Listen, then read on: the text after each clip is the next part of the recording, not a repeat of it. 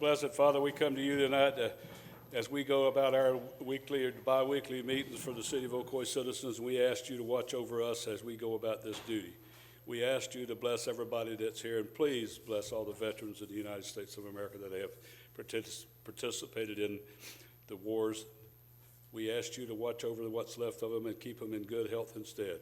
We also ask you to watch over the COVID as we keep trying to get through this, and we work and pray that that will happen. In God's name we say amen. Amen. I pledge allegiance to the flag of the United States of America and to the republic for which it stands, one nation, under God, indivisible, with liberty and justice for all. Commissioner Brinson? Here. Commissioner Wilson? Here. Mayor Johnson? Here. Commissioner Firstner? Here. Commissioner Oliver? Here.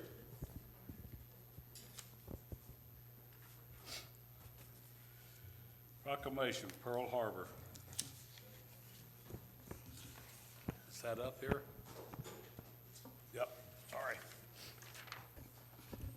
80 years ago today, the Empire of Japan launched an unprovoked attack on the United States Naval Base at Pearl Harbor, Hawaii.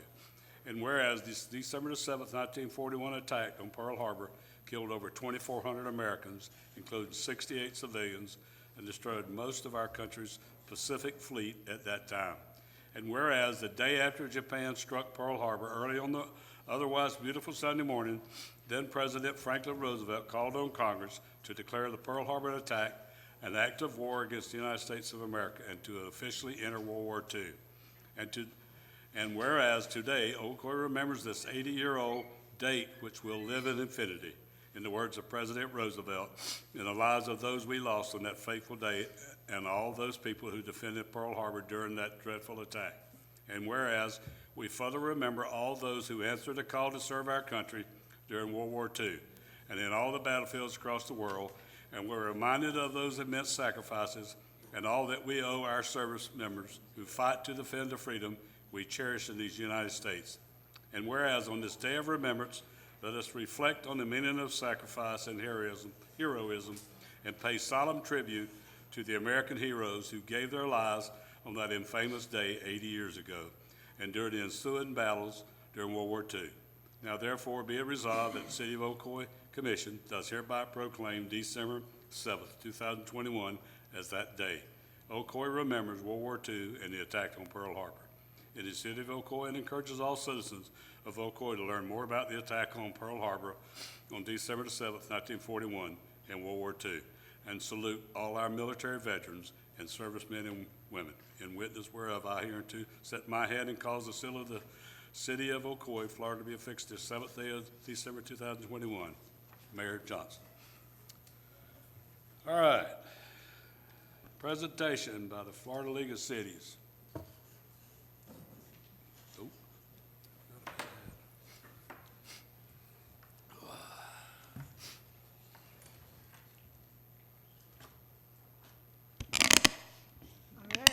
Good evening, Mayor, Commissioners, staff, and residents. My name is Shwanda Barnett, and I'm a Membership Relations Ambassador from the Florida League of Cities. For the record, the League is headquartered at 301 South Bruno Street in Tallahassee, but I work out of our Orlando office at 125 East Colonial Drive. For those who may be unfamiliar with the League, the Florida League of Cities has been the voice of city government since 1922, so we're going to be celebrating our 100-year anniversary next year. Our goal is to serve the needs of cities by providing city officials and staff with advocacy, training, and expertise, and by standing up for the rights of city governments closest to the people, governments like the beautiful city of Ocoee. I know that Mayor Rusty Johnson is well known at the Florida League of Cities and has been well respected by our staff and amongst his peers for many, many years. On behalf of the League, I want to thank you for your commitment and dedication and service as a mayor. I am here this evening to present you with the Mayor John Land Years of Service Award in honor of 35 years of service to the city of Ocoee. That's 35 whole years of service. Can I get a round of applause?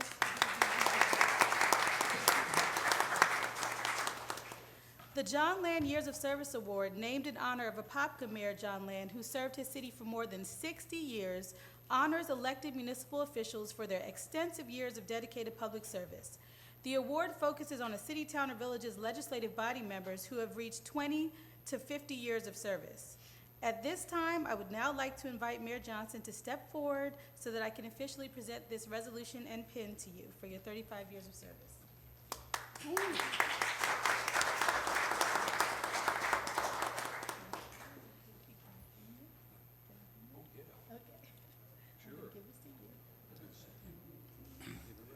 Do we have a photographer? Hopefully. If not, we'll take our phone. Thank you. I want to get it. She's pinning it on him. Is Joy Wright still here? I'm going to take a picture, get a picture. But I just want to say thank you for the Florida League of Cities. It's been a pleasure working with all the cities and in the city for the last 30-something years. I will not be catching John Land. Okay, you're not gonna make it to 50? 60. Yeah, true, 60. Let's get a picture. All right. Simon? Simon's going to take it. Thank you, Chief.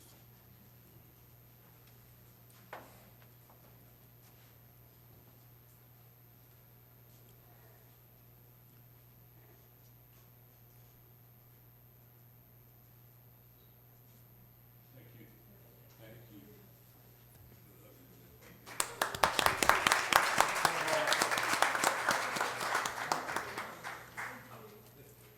All right. And so I just wanted to say on behalf of the Florida League of Cities that we really commend you for your dedication to this city and also to the league. And we recognize you as an outstanding public servant in the state of Florida. Thank you for all that you do, not only for your residents, but for the residents of Florida. And the league is honored to recognize you today as a 2021 recipient of the John Land Years of Service Award. Thank you very much. Thank you. I will also say thanks to the League of Cities. I put on the Florida League of Mayors Board this year, so I appreciate it very much. Thank you. All right, staff reports. Nothing this evening, Mayor. All right, public comments. The ones I have are all, some of them for the item 9, and the rest of them are all public comments we'll get to at the end of the meeting. All right, consent agenda. I'll make that motion to approve. Motion made by Commissioner Wilson to approve. Do I hear a second? I'll second it. Seconded by Commissioner Oliver. Any more comments? No more comments? Let's vote.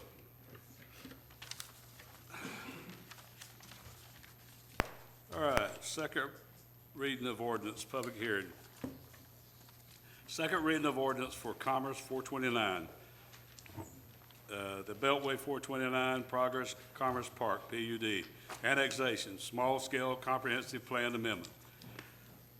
Rezoning to Plan Unit Development, PUD, and large-scale preliminary site plan, project numbers AX 0121-01, CPA 22101, and rezoning 210201, and LS 2021-002. And then I'm going to make comments after we go through the reading part here, before I open the public hearing. Go ahead. All right, thank you, Mayor. Mike Rimmer, Development Services Director. The project before you has many elements. It has an annexation, a rezoning, the plan unit development, large-scale site plan, PUD land use plan, and development agreement. The property is, there's 40 acres located on the west side of Ocoee Apopka Road. And this is south of the intersection of Fuller's Cross Road and Ocoee Apopka Road. And it's north of Silver Star. You have the State Road 429 on the west side.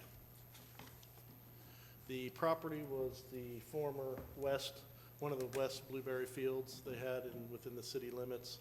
It comprises of 4 parcels, 1, 2, 3, and then it's parcel back here 4. You have the 429, and you have, this is the Mastis Road on the north end, which is a partial private county drive and then a private easement beyond that.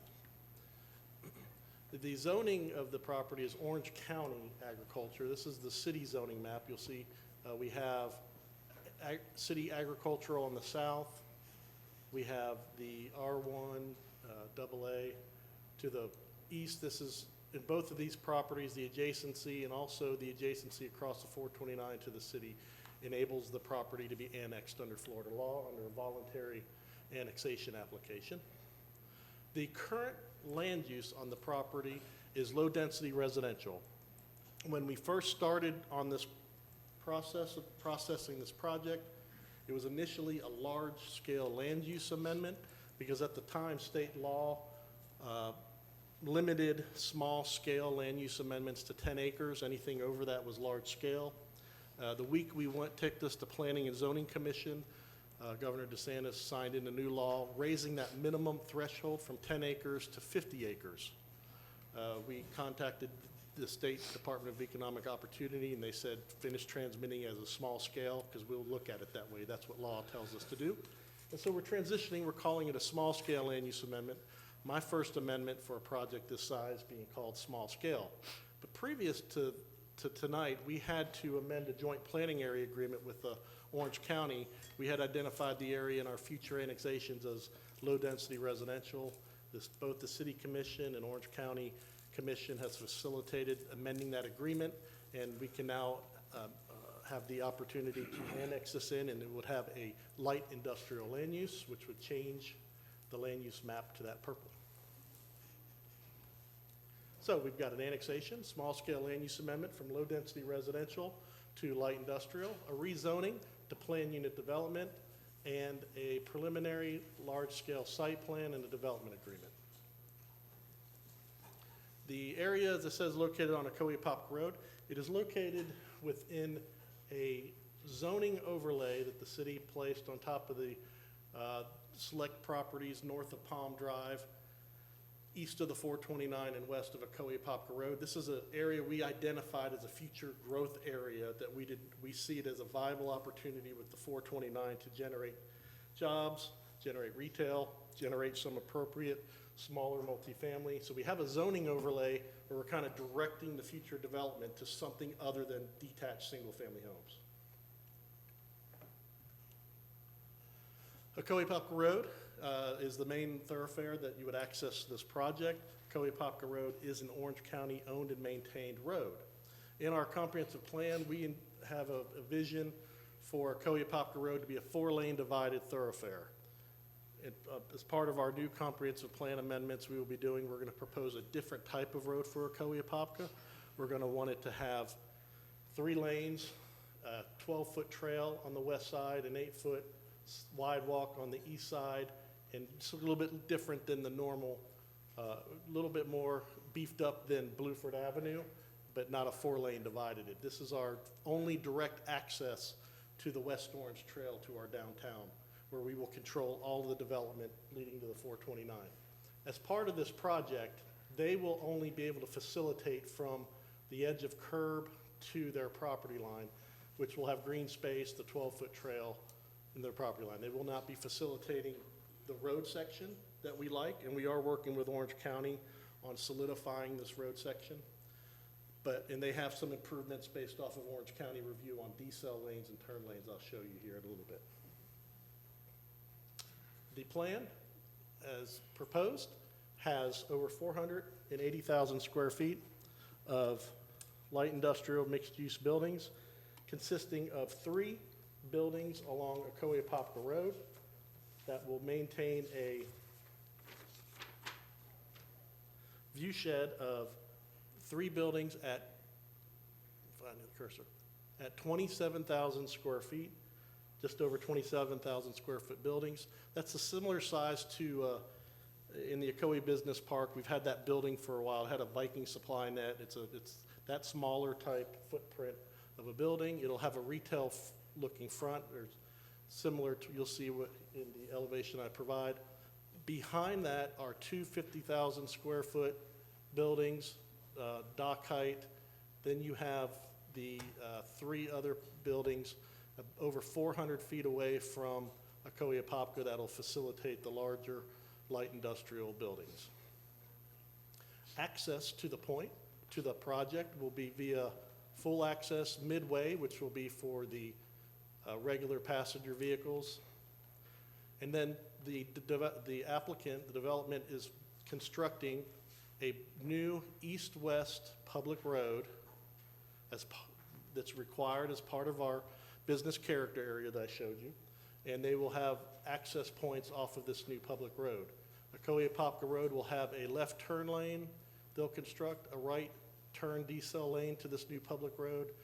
The same with a left turn lane and right turn decel lane in the mid location access. This new public road will terminate just past where we believe the beginning or the end of the future extension of a Pine Street. I'm going to show you that. We envision here Pine Street. This is the part that's kind of public. The rest is all private. We envision Pine Street going all the way up to this property, and this is the connection they're providing. It'll start to create that future block form that helps move traffic and helps make better development opportunities for the city. And then we will negotiate with another development along the way to provide a second east-west connection to Pine Street. So they will provide, as part of this project, they will construct this new 50-foot right-of-way. It'll terminate just past where we think Pine Street will hit, and then they'll have their private development. They will provide stormwater retention on site, and then they'll meet their normal outfall to Lake Apopka, and they will have to meet the Lake Apopka rule for stormwater retention in this area. The development agreement has a set of very specific design parameters for this project, which we will look to utilize to possibly facilitate an Ocoee-Apopka Road design criteria. It has things such as berms, you'll see in their presentation. It has a requirement for these wing walls that will come past the edge of the rear of the building, provide additional shielding and sound buffering. It has requirements for architecture, lighting, depth of truck courts, so we can limit truck courts within a certain distance of Ocoee-Apopka Road to where you can just facilitate box trucks and not the really large trucks. The really large trucks, we look in those type of developments more near the 429 and utilizing a future Pine Street. I'll let them show in their presentation. I know they have the berms. This doesn't do the project justice. This is showing the turn lanes. This is going north, the new road, east-west road. We call it the Pine Street extension, but Pine Street runs north-south. As you turn direction, it'll have a new road name. This is showing the turn lanes, left turn lane going in, the right turn decel lane, and then the midpoint, the mid-access point, left turn lane, right turn decel lane. They have a better graphic showing what the units will look like. I'll let them show that in their presentation. And just want to kind of talk about this project and give some other bigger picture items that's going on. This project, again, the overlay that we put on this already determined that we want more trips, but destination and background capture trips than a single-family home subdivision. We expect all these properties to change from low-density residential to something other than that. They did provide a traffic study. Their traffic study showed the nice part about a plan unit development is you're creating a specific project. So instead of doing a traffic study for 40 acres of light industrial, because we're limiting it to a very specific square footage of 480,000 square feet, that's what the traffic study only had to test. Their traffic study indicated that in a future condition, they have a proportionate responsibility for an additional northbound lane at Fuller's Crossroad. And again, that's under our current 4-lane divided comprehensive plan. And then they had a proportionate share responsibility for a right turn lane from Ocoee-Apopka Road on the Palm Drive. The applicant is prepared and has requested, has agreed to provide an additional off-site improvement for transportation that would consist of completing a gap of the extension of the Ocoee Crown Point Parkway. The traffic study mitigation that they had their proportionate share was about $140,000 payment to the city for some future improvements. They will set that, we will keep that amount. They also agreed to construct a portion, a missing gap of the Ocoee Crown Point Parkway from the edge of the existing pavement past the high school to where the Orange County Public Schools is going to construct the access point from East Crown for their technical center. This is the site plan we are reviewing with Orange County Public Schools. You all attended a Zoom meeting. They will be following up, but this is the technical college they're going to construct on their parcel. They will have a main access on Ocoee-Apopka Road with a secondary access off a new extension from East Crown to their project entrance. That is facilitated in the Crown Point Plan Unit Development, and to kind of drive it closer. As part of the tech center, they'll build turn lanes on, the school board will provide turn lanes on East Crown Point Parkway. They'll build a road up to their entrance, and then the applicant developer has agreed to construct from the terminus of pavement here with a trail crossing and make this connection with impact fee credits, but they would be responsible for that first $140,000 mitigation payment, and then above that, they would receive impact fee credits. This roadway is a little bit different than a normal. It's going to be really a horizontal paving and curb and sidewalk. As I said, OCPS will be constructing the first part from East Crown to a point. Then they have to run water and sewer from the high school around. So they will be doing work in this area, and then the developer will design, engineer, and construct this missing gap. And we will have the full extension of the Ocoee Crown Point Parkway. The developer, as part of their obligation and need, will be connecting. There is a 12-inch water line on the east side of Ocoee-Apopka Road they'll be connected to, but there is not sewer in the area. There's two options, and we are working with them on the final site plan with the utility department. They will either run their sewer from their site down Ocoee-Apopka Road a little ways to the Rogers property and get it to the Klinger Cove Road on Worst Road. Or the second option is running it south all the way to Vermeer, where Vermeer has stopped their sewer line. And with that, we will, with the run south, it's a really long run. We would look at something similar we did to the West 50 commercial subdivision and provide some reimbursement up with a sunset date like we did there. So they will be bringing sewer to the area. It is not available. They will be making the long run south or to the east. As I said, there's plenty of water service there. So this, I want to give an idea of kind of what's going on, what's planned in the area. This yellow line shows what the extension of the Ocoee Crown Point Parkway would provide. This would provide opportunity for school, people going up to the school area to stay on East Crown and not have to come to the intersection of Ocoee-Apopka Road and Fuller's Cross Road. This line, that yellow line, is what's going to be starting construction of the realignment of Lakewood as a part of the Ocoee Village, and there'll be a roundabout. We presently have, in our comp plan, an extension of Klinger, it's Worst, then it becomes Klinger Cove, but an extension to Ocoee-Apopka to provide an east-west. This yellow line is the one that the developer will build as part of their development.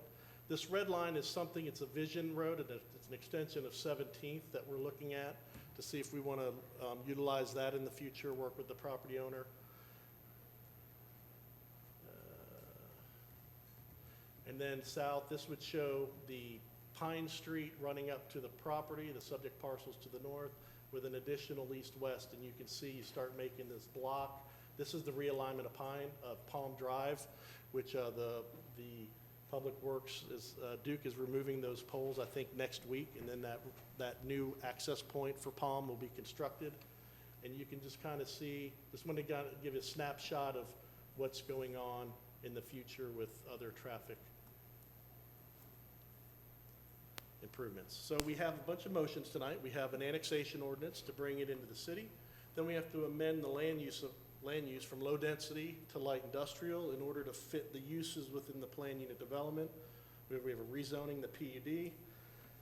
And when we do our plan unit developments, we rezone it to a land use plan. This plan specifically is, it's not a bubble, but it's not only the PUD land use plan, but it's also the preliminary site plan. So this is what they are designing for constructability. This is not a best guess, this is it. So this is locking that in that plan unit development. And then we have a development agreement that we're still working with utilities on the utility aspect, and then we will sign it. But it has the commitments for running sewer to those two places, the transportation mitigation of $140,000, constructing the extension of East Crown Point Parkway extension, and it has the design guidelines in that as well. And I'll be happy to entertain any questions. The applicant is here, Steve McCraney will be giving a presentation. You want me to open the public hearing and then come bring it back to the dais?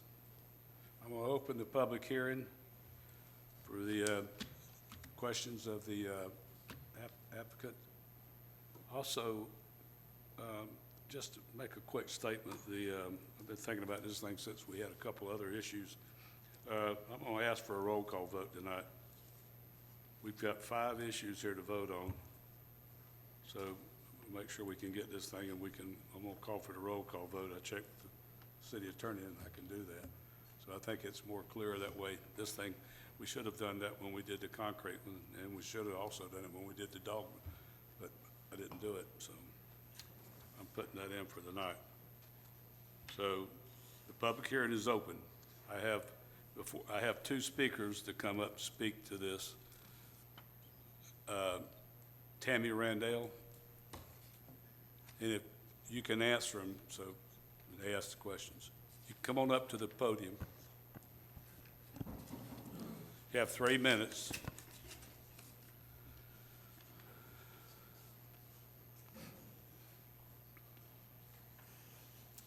Thank you. I currently live on 1201 Log Landing Drive, so I'm at the end of that cul-de-sac. My father-in-law lives next door to us, 1800 Damascus Lane. So we border right on the side of the blueberry patch as it is on both sides. And I am just concerned about the extension parkway, the Pine Street extension. I'm looking at the maps, it looks like it's gonna be on the other end of the blueberry patch, and that's why I wanna make sure it's not coming in between both of our properties. It would terminate, right? This is the blueberry, it would terminate here, and then this new road would be built here. It wouldn't go any further. Okay, so it's not coming up here. Okay, that's what I was concerned about. Thank you. That good? That's it, thank you. Thank you, ma'am. The other one is, let's see, Brad Lomnet.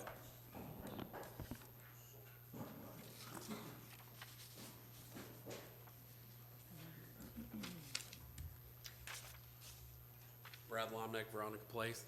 I think this is a great project. We looked at it in the planning zoning meeting, but the one thing I would say, and maybe they'll come up and say it right, I saw the buffer still, but we asked for a fence to go or a wall to be placed on the back side of that development to meet up to that neighborhood in the back. So I don't know if that was put in, but that was one of the stipulations for approval, was that they would put up a large fence or a large wall to block that traffic from that neighborhood in the back. And then my second thing would be, I'm glad we called for roll call on this. I think it'll just make it a, better voting thing, so we don't have any issues on this one. But I think we should, on planning and zoning, we did say that they needed to put a block wall on the back of that property. So I would say if this would be approved, they should put that as part of the property. Thank you. All right, that's all. Anybody else in the audience have any comments on item 9 while the public hearing's open? Okay, you got a form? You can, I know, we trust you for a little while. My name is Scott Kennedy. I didn't know I was allowed to speak on this issue, so I didn't fill out a form. Obviously, I sit on the P&Z with Brad, and I voted against this project. I have concerns about the heavy truck traffic I know there's some accommodations with the width of the docks and trying to get box trucks. But even the box trucks, I looked at the traffic study, and I just don't believe it, where they're estimating the peak truck hours. They don't yet have tenants, et cetera, so I don't see how that holds up. And once it's passed and once it's there, then we have to live with it. Living up on the north side, Commissioner Brinson, where we are, I've talked to residents as HOA president, just north of you. My residents are concerned that the traffic, instead of coming as predicted, is going to come down and get off at West Road and block up at West and Ocoee-Popka. So as you're considering this, I know there's discussions about that, about trying to make accommodations and improve it. I'm all for commerce and business, obviously. But we also really like the business character overlay on those plans. We think that's a great plan. We like what the commission did with that, and we don't want to see anything, we don't want to see what happened on South Side, McGuire, where the road's all torn up. We don't want to see that up where we live, and we're afraid of that. So if you would please take that into consideration, that's my only comment.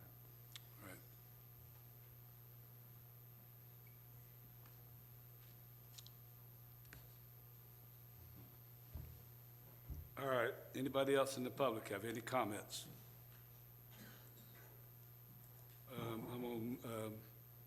You guys want to come up and talk about your development? I want to make a statement too. I made a mistake a while ago, and I got a person in the audience waiting for a presentation, so we'll make that after this one. It's a very good presentation for us guys want to do, so.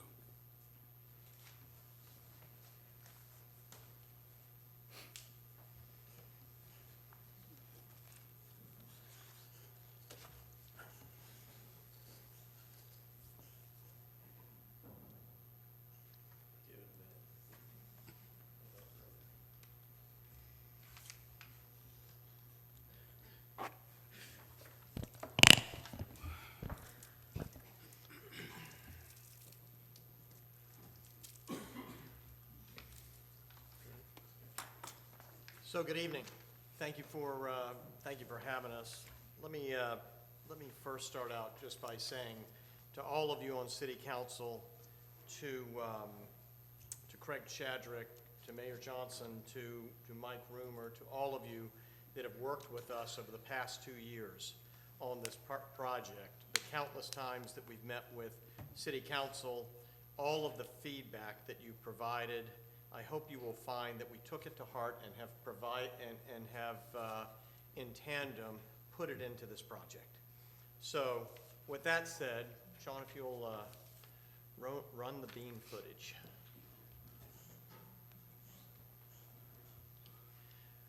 So as all of you know, we built distribution 429 down the street. It turned into an absolutely wonderful project. It brought jobs to this community. Now we're introducing Commerce 429, a 40-acre project that will be comprised of 8 buildings. I am joined tonight by John Pottinger and Sean Carpenter from my organization. We are excited about this project. A number of things that I'd like to point out that we incorporated. Originally, we had planned for one building along Ocoee-Popka. Then we presented it, the council said to us on an individual basis, this needs to be smaller. And we brought back 2 buildings. They said it needed to be smaller again. So we introduced 3 buildings in the front adjacent to Ocoee-Popka, roughly 27,000 square foot each. We were asked to reduce, as Mike Roomer shared earlier, the truck turning area in the back. And because of that, it forces smaller users into this. I'm going to share a little bit further on the next page, the berming, the wing walls that we have incorporated based on your input. If you'll notice the wing walls that are in back of the building, they reduce visibility. You'll see these predominantly along the Pine Street extension. It provides a sound dampener, reduces truck traffic, and truck sizing. If you'll notice further, the lush landscaping that we provided in front of the building that buffers us again. On the side to the north on Damascus, we have, very heavy landscaping in that area. The landscaping, I think if any of you have taken the time or have spent any time at our distribution 429, the landscaping that is in that project, you would want in your own personal home. It is a lush quality appeal, and that's why that project is 100% full today. We have taken in response to Mr. Kennedy's thoughts as well. We have placed a heavy hedge material in the buffer area, in the 40-foot buffer area, trees, and we've also provided a fence. We don't want to see any kids that could move from the neighborhood south to the project. The project also adheres to the business center character area. It was a big conversation for a number of weeks when we were going through this. The project provides a high standard of finishes in the corridor. Again, if you've seen our distribution 429, it's almost an art piece. Our product looks like it's darn near retail. It provides on the northern side, it provides a 40-foot wide buffer with enhanced landscaping, as I mentioned, along with the fencing. The building sizes are smaller, promoting business with smaller users in the area. We have an enhanced landscape features throughout the entire project. The buildings are tiered as requested. We've established a permanent wetland conservation area. We've got a high level of building materials. Again, take a look at our distribution 429. The buildings are incredibly attractive. And we've got a screened parking areas. On the next, Sean, if you would just show the rendering, please. Perfect. As you see, the council asked that we place a lot of landscape in front of the building to create a shielding effect of it as well. And also between the buildings, the city asked us not to just have a couple of buildings with a hedge, but to really lush it up with a winding sidewalk with benches for workers and for people that move through there to sit. It's really a beautiful area. John, let me turn it over to John Partinger now, and John's going to address the traffic issues on the project and what we have done to satisfy concerns and the benefits that will be yielded from this. John. Thank you, Stephen. This is a little bit redundant with Mike Rumor, but I may expand a little bit on it. So to the south side of our project, we will be constructing and dedicating to the city the Pine Street connection or extension, which will connect to Ocoee-Apopka Road.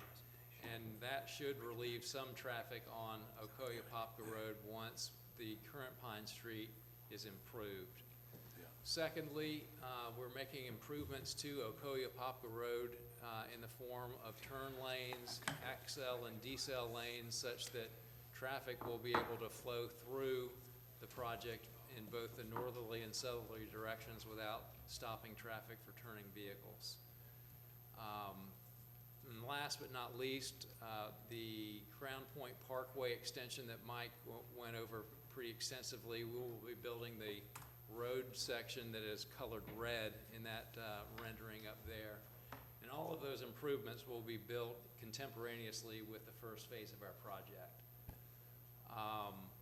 And Commissioner Brinson, you had a question about the green area that I hope I satisfactorily answered the timing of that for you as well. Furthermore, the utilities that we're bringing to the area will be bringing sanitary sewer, which currently doesn't exist in the area. And we will also be bringing reclaimed water into the area as well. And as to the traffic itself, we are sensitive to traffic as well. It's not good for business to have traffic problems. Our traffic study, which has been reviewed and approved by the city, indicates that the vast majority of the traffic will be traveling south from this location down to Franklin and getting on 429. It should not be producing much traffic going to the north, which I know the residents to the north are very concerned about. So we think, the improvements that we're making to the traffic network in the area will benefit not only our project, but the others that are in that same area. Thank you. Sean, would you like to talk about some of the benefits of the project? One of the benefits that we want to highlight is the approximately $2.1 million worth of impact fees for road, police, fire, and building permits that we'll bring to the city of Ocoee, much like our other development did at Distribution 429 at Ocoee Business Park.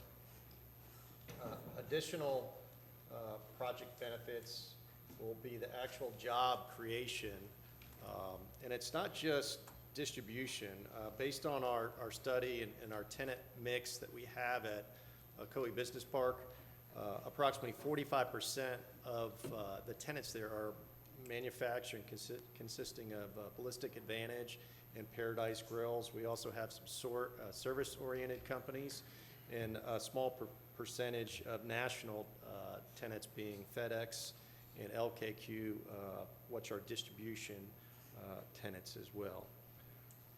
And to wrap up, I'd like to turn it back to Stephen. So lastly, tonight, we request of the city, we request the annexation into the city of the land parcel, rezoning to light industrial, a city approval of the JPA, and approval of the small-scale site plan that includes these 8 buildings. We have been grateful and have worked very closely with the city through our projects. When we went for our approval for our original project here, it was a long, tough process. But we worked with the city council, each individually, understood the needs, and I think we produced something that we were all proud of. When we got that approval, the mayor said to me that night, he said, a lot of people come up and they want approvals. And they promise the world to the city, and then many times we never see them again. I will tell you this, we were asked to be part of the city. We're humbled to be part of the city. We wanted to be a giver to the city, not a taker. We have the formerly known Founders Day. We have participated in all of that. We have, throughout the Southeast U.S., it is our pride to do give back food giveaways to the local community. We have fed 40,000 meals in the city of Ocoee in the last year. We will have our last food drive this Saturday at our Distribution 429. We expect to hit 60,000 meals given out in the local Ocoee area this year, and it will bring us to 100,000 meals given away this year as a company in the places that we work. It's important for us to be part of the community. We're proud to be here. We ask for your support, and we're prepared to take any questions. Thank you. All right. I'm going to close the public hearing. And before I bring, wait a minute, you want me to ask some questions first? I'm going to stop it right there for a minute. I apologize. I made a mistake a while ago. We're going to close the public hearing, and I'm going to bring it back to the dais for them to ask questions. But first, I'm going to do a presentation, let everybody think about what you just said, and then I made a mistake. That's why I'm not going to be here 60 years.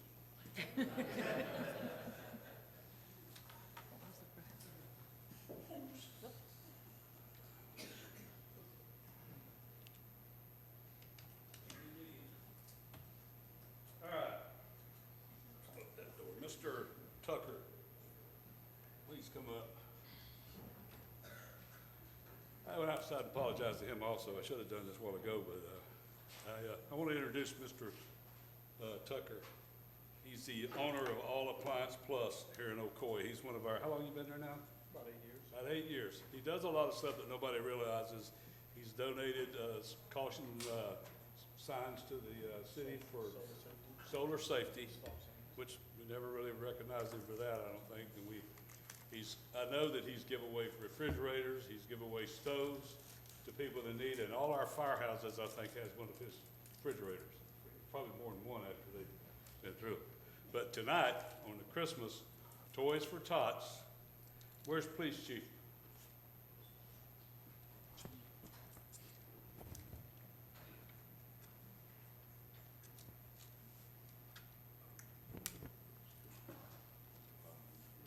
While she's coming up, I'm gonna let Mr. Tucker say a couple words. Get right into this microphone here. He's back. Well, I'd just like to say personally, thanks to the citizens of Ocoee who've been patronizing All Appliance Plus for 8 years.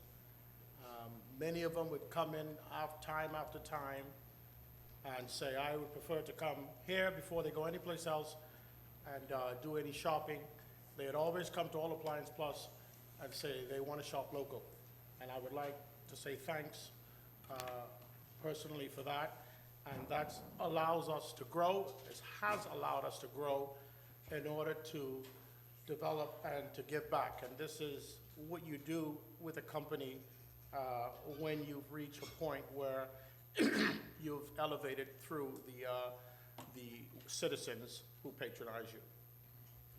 All right, let's walk around here front where they can see this. I think I can speak loud enough. I just want everybody to be able to see what he is giving to the city for the Ocoee Police Department for the Toys for Tots.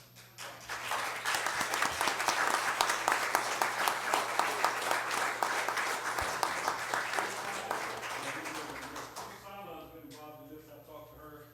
She'll be directing it with the city and then they can get together. But let's move over front where we can get a good picture.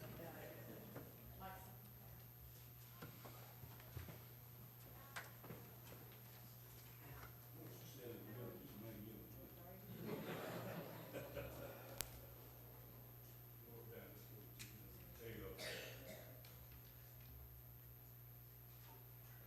This is when we just, last week, 2 weeks ago, we did a thing about small businesses. This is what happens with small businesses. Yeah. Makes a lot of difference in what goes on. We appreciate it very much, Carl. I know that people ask you for something all the time. This is the right time to do this and the right person you've done it. So we appreciate it very much. Thank you.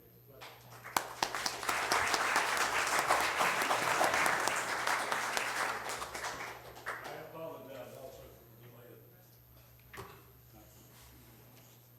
Oh, Carl, give me your address. It's on Palm Drive.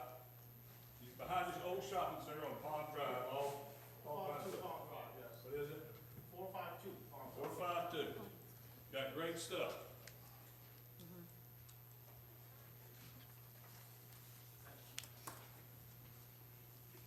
All right, now down to the discussions. All right, we're gonna open it back up and go back here to the, we'll start Commissioner Brinson.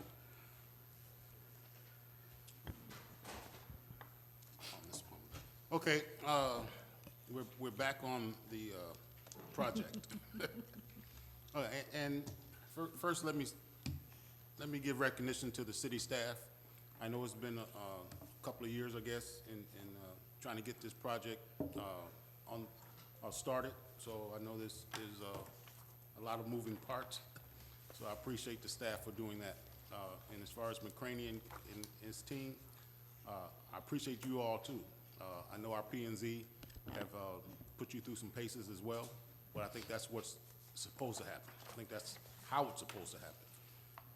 And so there's always going to be some questions. When I met with you all, I had some. You answered them to my satisfaction, but of course, there's always additional ones you find when you leave the meeting. And one of them was already brought up. Obviously, I love the project. I love what you're doing. I love the aesthetics, because obviously when we talked I talked about aesthetics, I also talked about infrastructure, and how those are large vehicles, larger vehicles in this case, are going to accommodate, or the road's gonna accommodate those larger vehicles. Again, here in the city of Ocoee, we have roads that are aged, and they need to be addressed. And I think what you're doing with this project is you're helping us address some of that. But still, our roads and our infrastructure needs to be addressed. So, first thing I'm gonna say is, Saturday, I plan on being at your food drive. That's the first thing. The next thing is, the aesthetics of the project. If it comes out anywhere like what you presented to us, I will do a cartwheel. Now, I might pull a muscle, but I'll do a cartwheel for you. And I appreciate that, because the aesthetics is important, because oftentimes we'll see warehouses that are not, they look like warehouses. And that's not what we want. We don't want to become a city of warehouses. And so that was important to us. Now, lift station.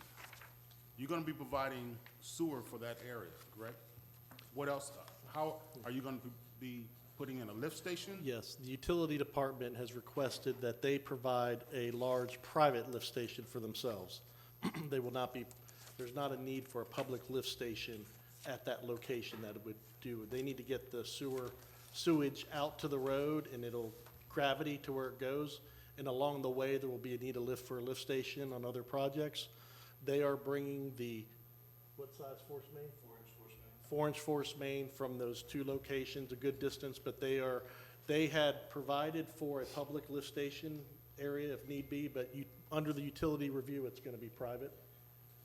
Mark Smiley, I'm the engineer for the project. We originally planned on a major lift station. Utilities has been working hard to figure out what works best to serve this whole area. They think the best strategy is to have, as people develop the private lift stations, but we will provide a public force main that will allow the capacity as these other developments come in, when they put their lift stations in, to tie into that force main. So less maintenance for the city, but still service for the whole area for sewer service.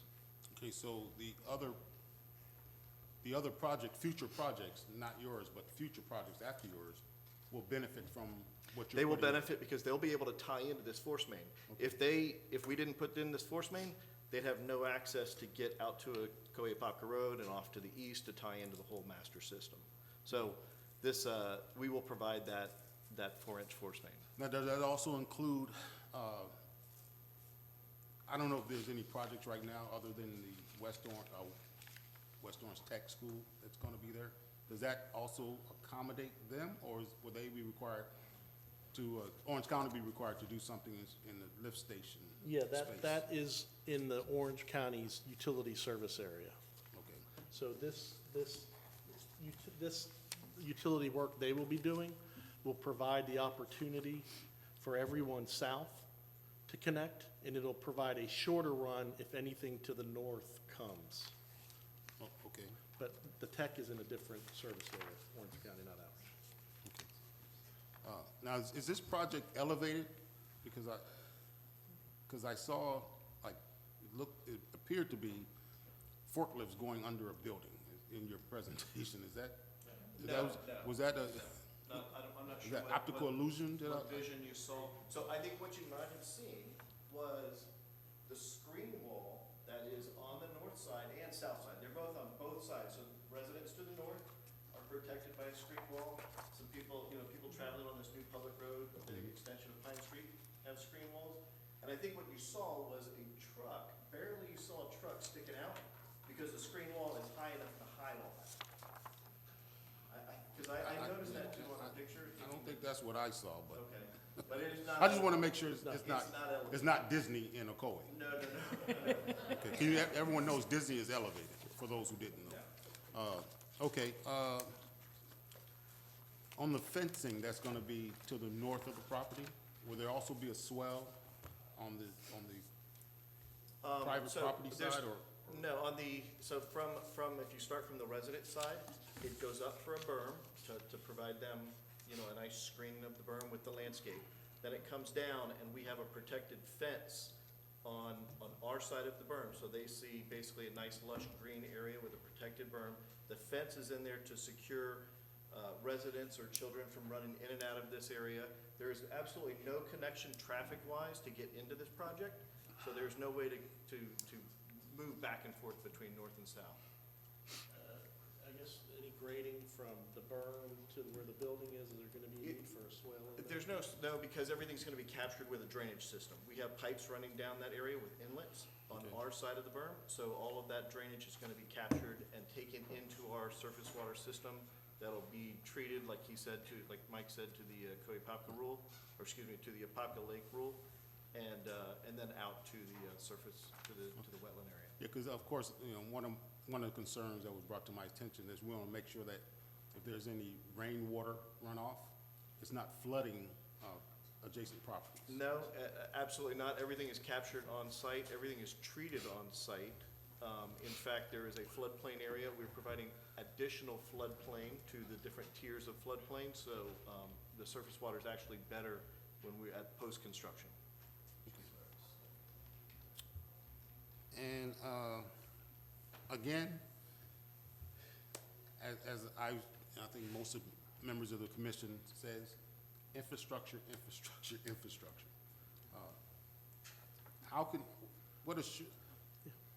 What assurances do we have that these won't be tractor trailers as opposed to large box trucks heading north instead of? I'm glad you brought that up. So I felt the concerns of the residents, of the individual resident that came out and talked about that.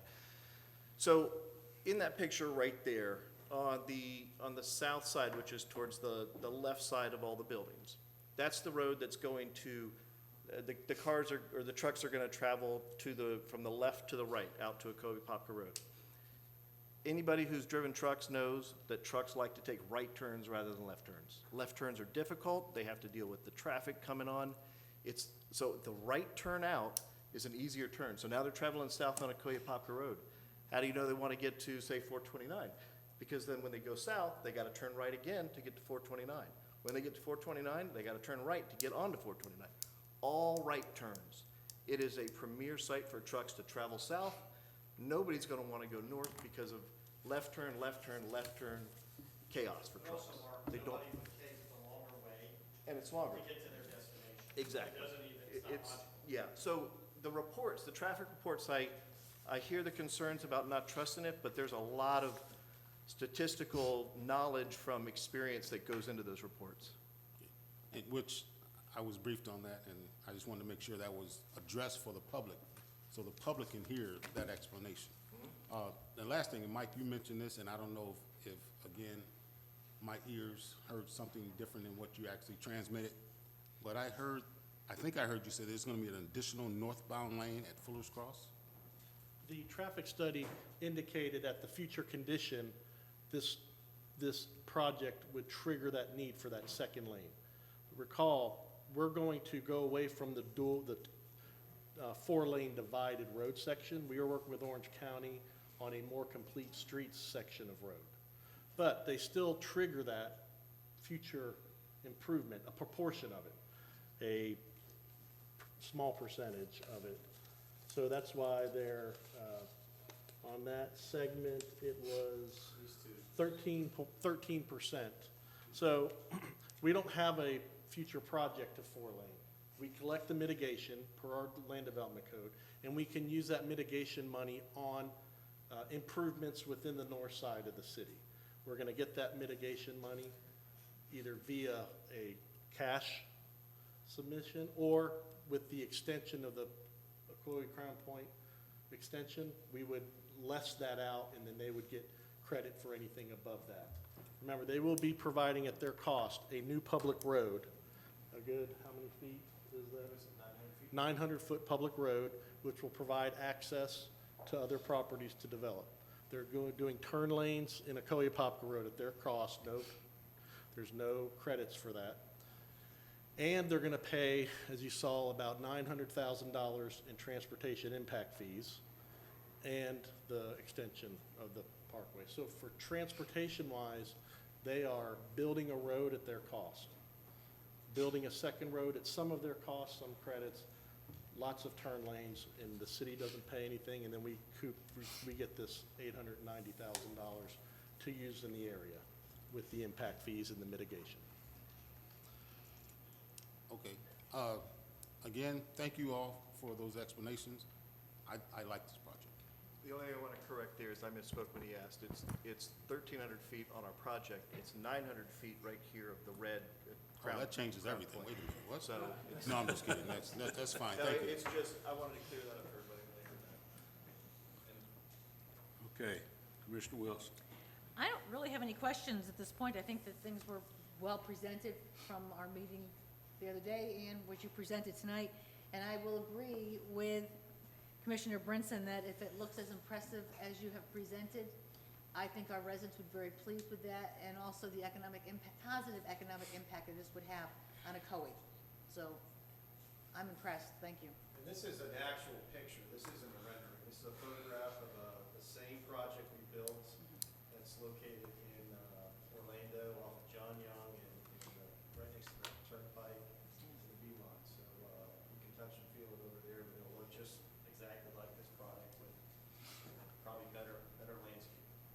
Good We answer. won Developer of the Year in Central Florida, partly because of our last project we did here in Ocoee. So if you like that project, this is gonna wow you as well. All right. Is it? Thank you. Yes, thank you. Commissioner First. I just want to thank Mike Roomer and his planning staff for another wonderful job that they've done, very comprehensive. He's dotted all the i's and crossed the t's, and he left no stone unturned in this process. That helps us make a decision. I also want to thank the McCraney Property Company for being such an outstanding community partner. I love your past projects. I love your current projects that you're doing. The way I see it, it's a win-win, especially for the city. $2 million in impact fees, about 500 new jobs possibly, sewer extension, there's no school impact at all. I mean, how can you lose? I'm all in favor of the project. Very good. Thank you. Commissioner Oliver. Just a couple of questions. We have two members of the P and Z that's actually in the audience right now, and I know, Brad, you spoke about the project and how you felt about the project. Also, Mr. Kennedy, you also said the same. You basically expressed your concerns with this particular project. I'm just curious to know, how did the vote go with the P and Z pertaining to this project, as far as the board was concerned? 3-2. It was 3-2. All right. Also wanted to know a little bit more about this force main. The 4-inch force main is actually going up Plant Street. It'll be going up I'm sorry. Ocoee It's going Apopka. to Pine Street and Apopka. It'll be going up Ocoee Apopka. The Palm Drive has an 8-inch force main. They will be running the force main either from Vermeer, which is just north of Silver Star, all the way up to their project on the east side of the road, west side of the road. Or they will be running the force main over to this location. They'll run it down and bring it across and back over to this location. Gotcha. The Pine Street, when they build the new public road, the east-west road, they will have water and sewer potentially in that new public road. And that's where you have sewer at this project, you have sewer on Palm Drive, and as the properties along Pine Street develop, they will run sewer, or maybe the city will make it a project, depending on fiscally. And what cost, what is the cost to actually run, if you actually had to run the distance? And are there any other projects that's actually going along with that 4-inch force main? So right now, we're the only project that I'm aware of that is constructing the private lift station with the public force main. As these other ones come online, whether or not they're planned right now or in the future, they will build a similar private lift station and tie into this 4-inch force main that will run across. As far as the cost, I know that we ran some numbers. I don't know if we have them here next to me, but I could get them. I could send them to you. But it's the system, we're working very close with the utility department to make sure capacity is there to serve the whole area. Right, so there's probably going to be a future project in the coming years that may be tying into this 4-inch force main, right? Yes, Commissioner, there is 2 properties that I'm working with on a pre-app basis. Both pre-app applicants have constructed developments in Ocoee. If that timing, if those projects come forward, they are already ahead. And then as part of that development agreement, there could be an opportunity where there's a calculation based off ERUs and they could be credited back from them with a sunset date. It doesn't go out forever. But as well, along the 429, there are properties that are under contract or about to go under contract, and it's all contingent upon this east-west road. Because the lands on Pine Street near Palm Drive, there's too many smaller lots, too many owners. There's big lot owners just south of this project. I expect we'll see projects fairly soon in this area. But nothing guaranteed as of right now. Nothing guaranteed. So basically, you're putting out a 4-inch force main, you're absorbing all the costs. Is that what I'm understanding? Yes, at our cost, at whatever I don't know if it's maybe say $30 a foot, I'd have to go over the total linear footage to get all the way over to wherever the tie-in point is, but it's a substantial cost that not only just serves us, but for others to tie into. That's a significant investment into the community, being able to do that. That's what I was getting at. If you're actually willing to actually absorb the costs right now for others possibly to come in and tie into that, that is a tremendous investment into the community as far as infrastructure is concerned. So again, I can't run your business for you, but if it was me, I'd probably want some of that money back. I think, if I recall, the total linear footage, not even near our project or on this extension, all the offsite is like 1,200 linear feet of force main. So we're having to run a substantial distance to get to where we're going to tie in. So it is a big cost. Gotcha. I also heard what you said about the traffic studies when it comes to trucks making that right turn. There's also about 3 miles from there's another industrial park as you get into Apopka off the same road, about 3 miles up the road. So I'm not sure what the correlation may be as far as trucks traveling through those, I guess the correlation between both this project and the existing warehouses or doing any businesses or with box trucks or large trucks. I'm not sure if there's any correlation there at all. But I'm thinking about that stretch of road and the traffic situation that we have at Ocoee, Apopka, and McCormick, and you only being less than 3 miles away from that. So we already have some serious issues we're dealing with right there with no relief in sight. So definitely thinking about that, and based on the way you presented this, it sounds as if they probably will not be traveling that road, but again, there's no guarantees that they will not travel that road. So that's something that we definitely have to consider as we look at our traffic patterns and the infrastructure of that particular road. Commissioner, yes, and I would agree, and I do have to say the traffic studies are based off a manual where they studied light industrial developments over the years. And those those studies were done years ago under your more traditional metal building, manufacturing, really small office. This, what I call Class A light industrial tilt wall, is different. As we see found with the Ballistic Advantage, it's a headquarters for a company, so they'll build out a 6,000 square foot office and then still have 80,000 square foot of warehouse space, but it's CNC machines. So that's one flaw in the study. It probably provides more truck trips than what we're going to see, because this type of industrial is more of a newer use, this tilt wall, Class A, not your metal building, aluminum user. And so with that, you do have more trips of an office type. They just don't lease out 50,000 square foot and build out a 900 square foot office. We're finding it's the bigger build out of office. Even with the Paradise Grills, that was a large 10,000 square foot off. Yes. And so you really do get that mixture in these uses. Now, they did build a large building, 400,000 square foot, and half of it's FedEx and half of it's LKQ.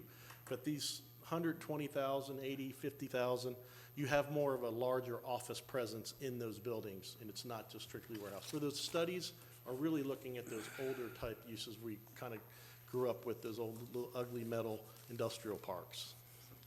All right, another concern that I had is, and I didn't hear it mentioned during the presentation.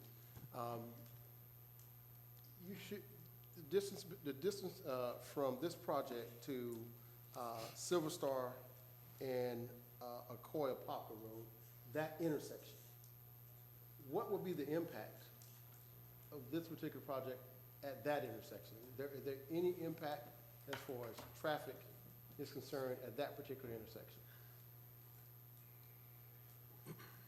Well, one item that's going to help the existing conditions out there, like we've seen with Fuller's Cross Road and Ocoee Popka, right? The construction's done, the turn lanes are there, traffic is a lot better. An existing condition that's going to change is the Palm Drive right now has that angled, and it's really close to Silver Star.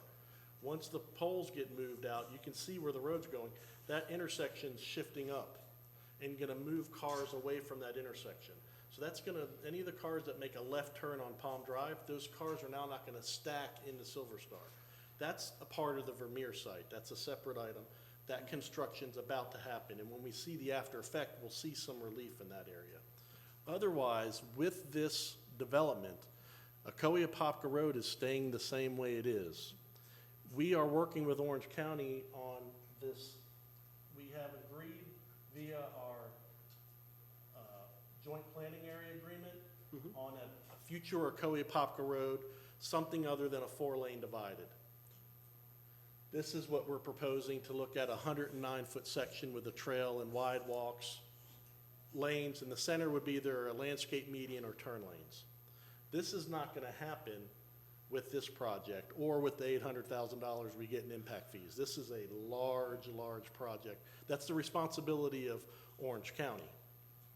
We will facilitate on any new development on Ocoee Popka Road a 12-foot trail along the west side of the road and an 8-foot sidewalk on the east side. That's going to start changing the perception of that area. But there will be no traffic improvements at Fuller's Cross, West Road, or Silver Star with this project. Can I add one thing to what you said? We are providing the additional right-of-way. When you said that we weren't doing that, so we're providing the right-of-way. We are actually constructing the 12-foot multi-purpose trail, and if you see, there's an 11-foot lane, there's a 12-foot median, there's an 11-foot lane. We're actually paving in front of our project, and to the south, where we develop turn lanes as they come into our project, we're developing that width of pavement today. Now, as this corridor develops to the south, that'll be tweaked out like Mike said, but what you're seeing here, we're kind of preparing for, and we're actually providing some of this directly in front of our property. So some of the relief will come with Plant Street, with the. Once Pine Street can get I'm sorry, developed Pine more, Street, that's I'm going to, sorry. yes. With Pine Street. When you create those blocks, that'll move more traffic than a 4-lane divided, when you have the other relief valves. So we're doing this also, Mike, this was important, it came from many of you about the expansion of the West Orange Trail. I don't know who goes on the West Orange Trail, my family loves the West Orange Trail. You ask us to consider widening this is why it is 12 feet, and we look forward to that expansion coming this way into Ocoee.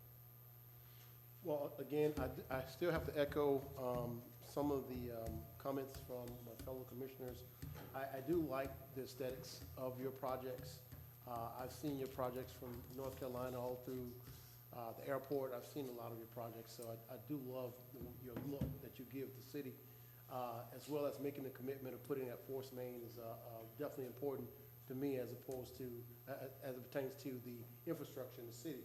So I like the project.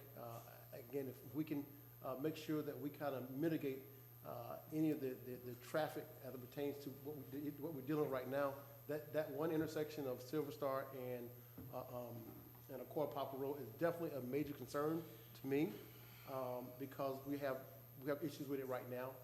And if we can actually look at what we can do with the county, work with the county to start mitigating some of that traffic, I think this will be a great project. I have no problem with the project as long as we really be proactive about looking at traffic and mitigating, traffic jams and the issues that we currently have, and bringing some more solutions to the table with the infrastructure. And sir, to your remarks on the extension. You just stand over by the mic, Mr. McCrane. To your comments on the extension of the utilities onto Pine Street, you're exactly right. It comes at great expense. We're committed to the city.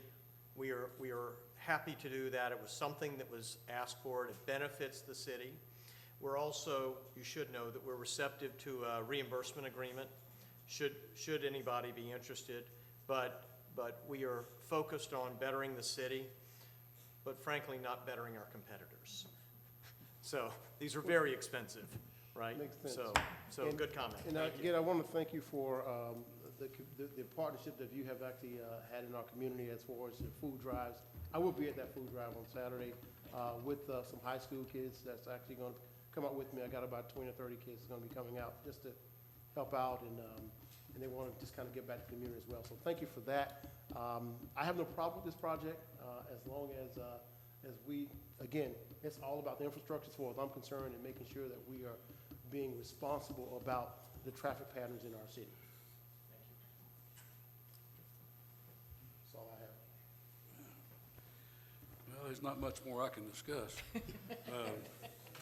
I will say that no matter what I do tonight and vote, I will say that I have never dealt with more professional people than Mr. McCraney and his group. They've been Johnny on the spot for what they do, and just like with the food given away, that's been a blessing to the community for the food giveaway like you have.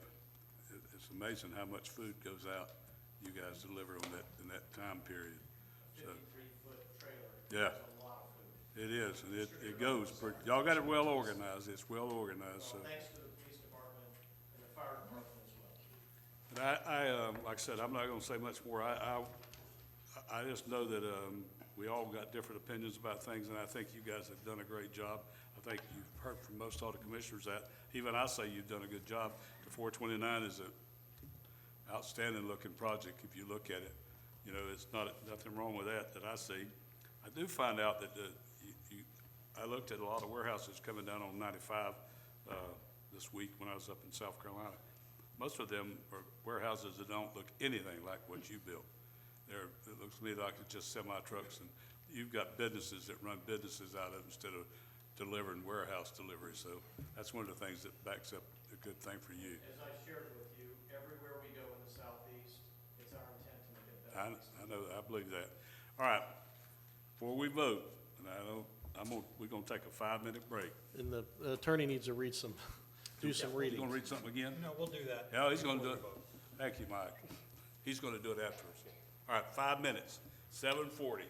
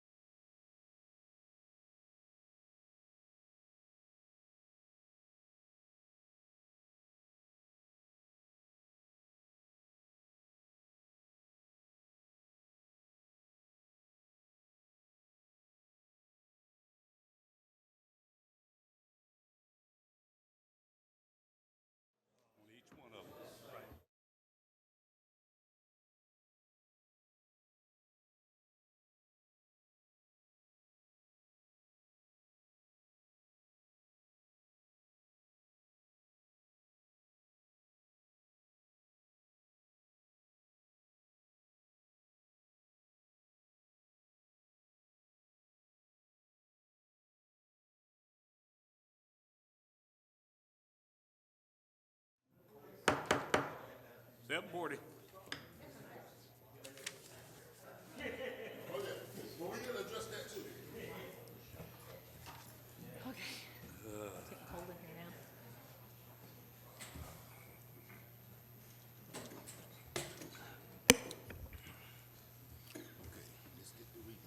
All right, meeting back on, meeting on, we're on? Yeah. All right. All right, now we're gonna have the city attorney, we're back on the dais. The city attorney's gonna read off all 5 of the ordinance in the small scale rezoning ordinance, large scale preliminary, and then the approved development agreement. All right? Yeah, we have 3 of these, have ordinances associated with them. The first is the Annexation Ordinance. This is an ordinance of the City of Ocoee, Florida, annexing into the corporate limits of the City of Ocoee, Florida, certain real property containing approximately 39.96 acres located on the west side of Ocoee-Popka Road, east of State Road 429, and approximately 2,900 feet south of Fuller's Cross Road pursuant to the application submitted by the property owner. Finding said annexation to be consistent with the Ocoee Comprehensive Plan, the Ocoee City Code, and the Joint Planning Area Agreement, providing for and authorizing the updating of official city maps, providing direction to the city clerk, providing for severability, repealing inconsistent ordinances, providing for an effective date. And the small-scale comp plan amendment ordinance. This is an ordinance of the City of Ocoee, Florida, amending the City of Ocoee Comprehensive Plan as adopted in 1991 as amended to change the adopted future land use map designation from certain real property containing approximately 39.96 acres located on the west side of Ocoee-Popka Road, east of State Road 429 and 2,900 feet south of Fuller's Cross Road from low-density residential to light industrial, authorizing the revision of the city comprehensive plan, repealing inconsistent ordinances, providing for severability, providing for an effective date. And the rezoning ordinance is an ordinance of the City of Ocoee, Florida, changing the zoning classification from Orange County A1 to Ocoee PUD planned unit development on certain real property containing approximately 39.96 acres located on the west side of Ocoee-Popka Road, east of State Road 429 and 2,900 feet south of Fuller's Cross Road pursuant to the application submitted by the property owner. Finding such zoning to be consistent with the Ocoee Comprehensive Plan, providing for and authorizing the revision of the official city zoning map, repealing inconsistent ordinances, providing for severability, providing for an effective date. And Mayor, the PUD land use plan is an attachment to that ordinance for the rezoning, the PUD.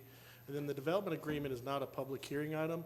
I'm asking you to approve it in its draft form and say we're meeting with utilities to finalize some verbiage, but then we will sign it after that point. It's not ready to be signed today. So we are asking you to approve it as its draft form. Thank you. Okay. All right.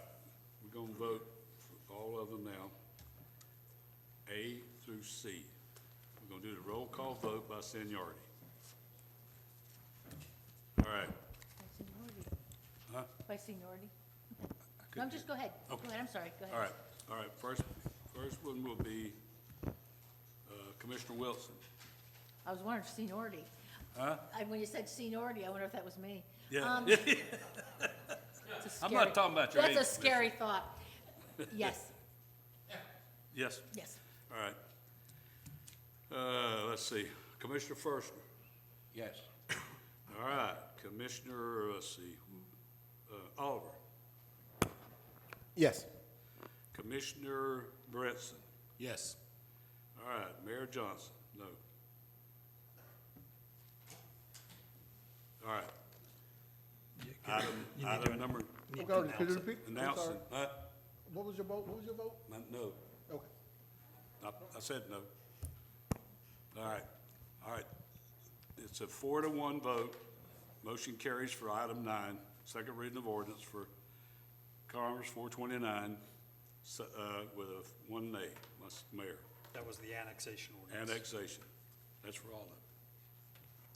Yeah, we just voted on the annexation. Yeah, all right, we're gonna do number 2, second reading of ordinance for small scale comprehensive plan. Commissioner Wilson.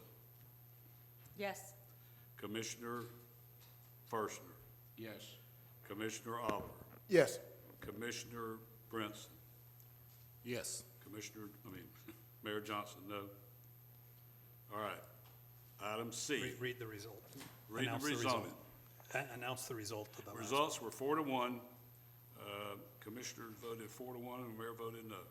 Nay. All right. Item C, second reading of rezoning ordinance. Commissioner Wilson, Yes. Commissioner Firstner, Yes. Commissioner Oliver, Yes. Commissioner Brinson, Yes.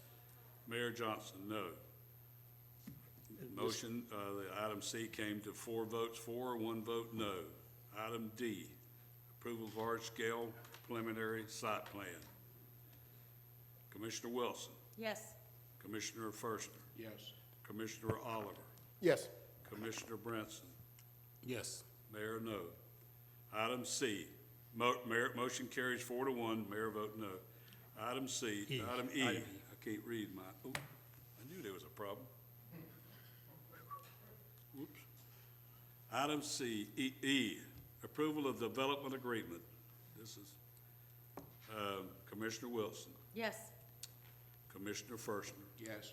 Commissioner Yes. Oliver, yes. Commissioner Brinson, Yes. Commissioner, Mayor Johnson, no. All right, motion carries 4-1 with the mayor voting no. Now, that's all of it, right? That's it. Motion, the second reading of the ordinance for item number 9 for the 429 Commerce Park passes.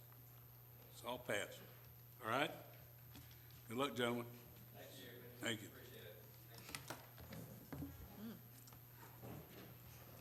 All right. Public hearing, none. Regular agenda, none. Comments from citizens, we got a few.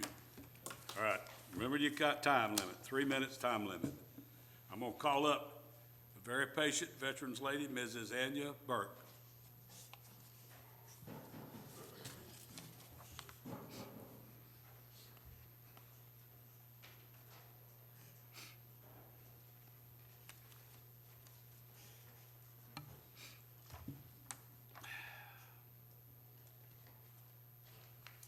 Good afternoon. Thank you, Mayor Johnson and City Ocoee staff. This is my first time in Ocoee. I'm from the Winter Park area. Okay. Well, welcome aboard. Okay, I want to introduce myself. My name is Anya Burke.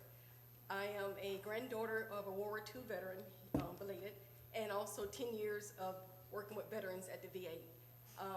As of May the 25th, 2021, I was able to not work at the VA anymore. I have to assist my mother now. But I did promise the veterans that when I left, that I will continue on doing my duties. So I have another job, which is wellness advocate for veterans now, I do, which is a company out of Utah, is doTERRA. So we're opening up a whole big line for veterans right now. And stating that, I want to thank Channel 9 for advertising. That's how I came this evening. For the essential oils, they're safe, effective, and affordable. They are plant-based and natural, and they're CPTG certified. Also, too, I have some, with my essential oils, I come up with PTSD candles and oils for veterans. And I'd like to leave a sample, if I may. And also, too, to the veterans, I want to thank you all for your service, and your service is greatly appreciated, and thank you for our freedom. And thank you all that serve our country as well. And who do I leave my information to? You? Yes, ma'am. Okay, thank you. Thank you. Thank you very much for patience, too. We appreciate your service and your father's service. You said your father, right? Grandfather. We appreciate that very much. Okay, that's my business card in there. Okay. And then also I'm gonna leave a few samples here, if I may. What kind of oil did you say that was? Oh, they're essential oils. Oh, They're oh. natural essential oils. Okay. 100% therapeutic. So. I'll pass them out. Okay, and there's the instructions as well. All right. All right, thank you all. Only got 3 of those fellers. Well, thank you all. Thank you. And you all have a All right, thank you very much. Thank you very much. Appreciate it very much. All right. We got some, let's see. Mark Glover.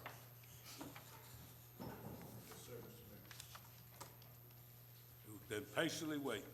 Yes, sir. Good evening. Good evening. First and foremost, Mayor, thank you for your steadfast service. 35 years, that's almost a life sentence.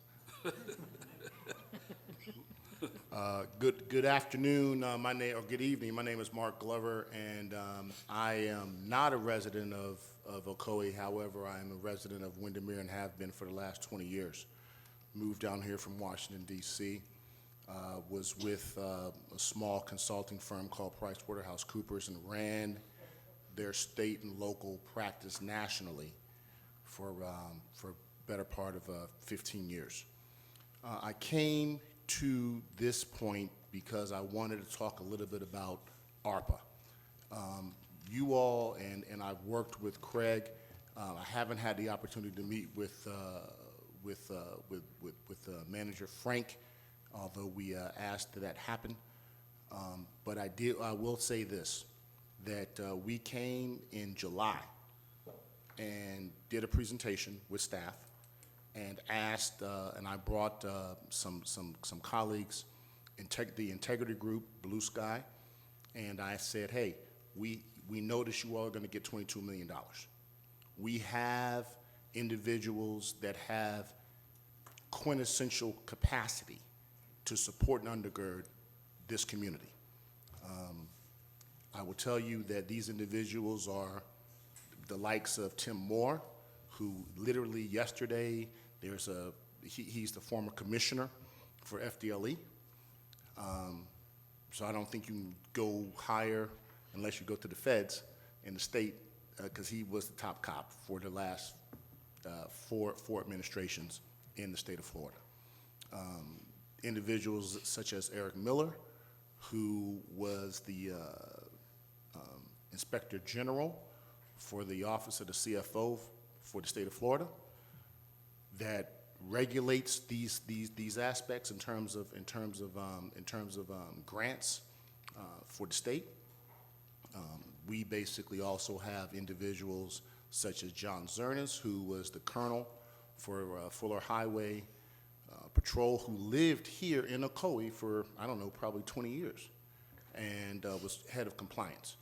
The salient point is this, is that we basically availed ourselves and came to the city of Ocoee, trying to aid and assist with regard to the administration, compliance, and ultimately what you all will have to deal with is the audit in the years to come. You've got to 2024 in order to utilize these funds. We basically came and presented ourselves, yet we were not, even though we were on a state term contract, we were not given the opportunity. What we're respectfully asking is that we be given that opportunity to submit our credentials to the city to undergird and support them, not only today, but also going forward, because this is going to be a long road, and there's financial and economic and reputational risk. I yield. Thank you.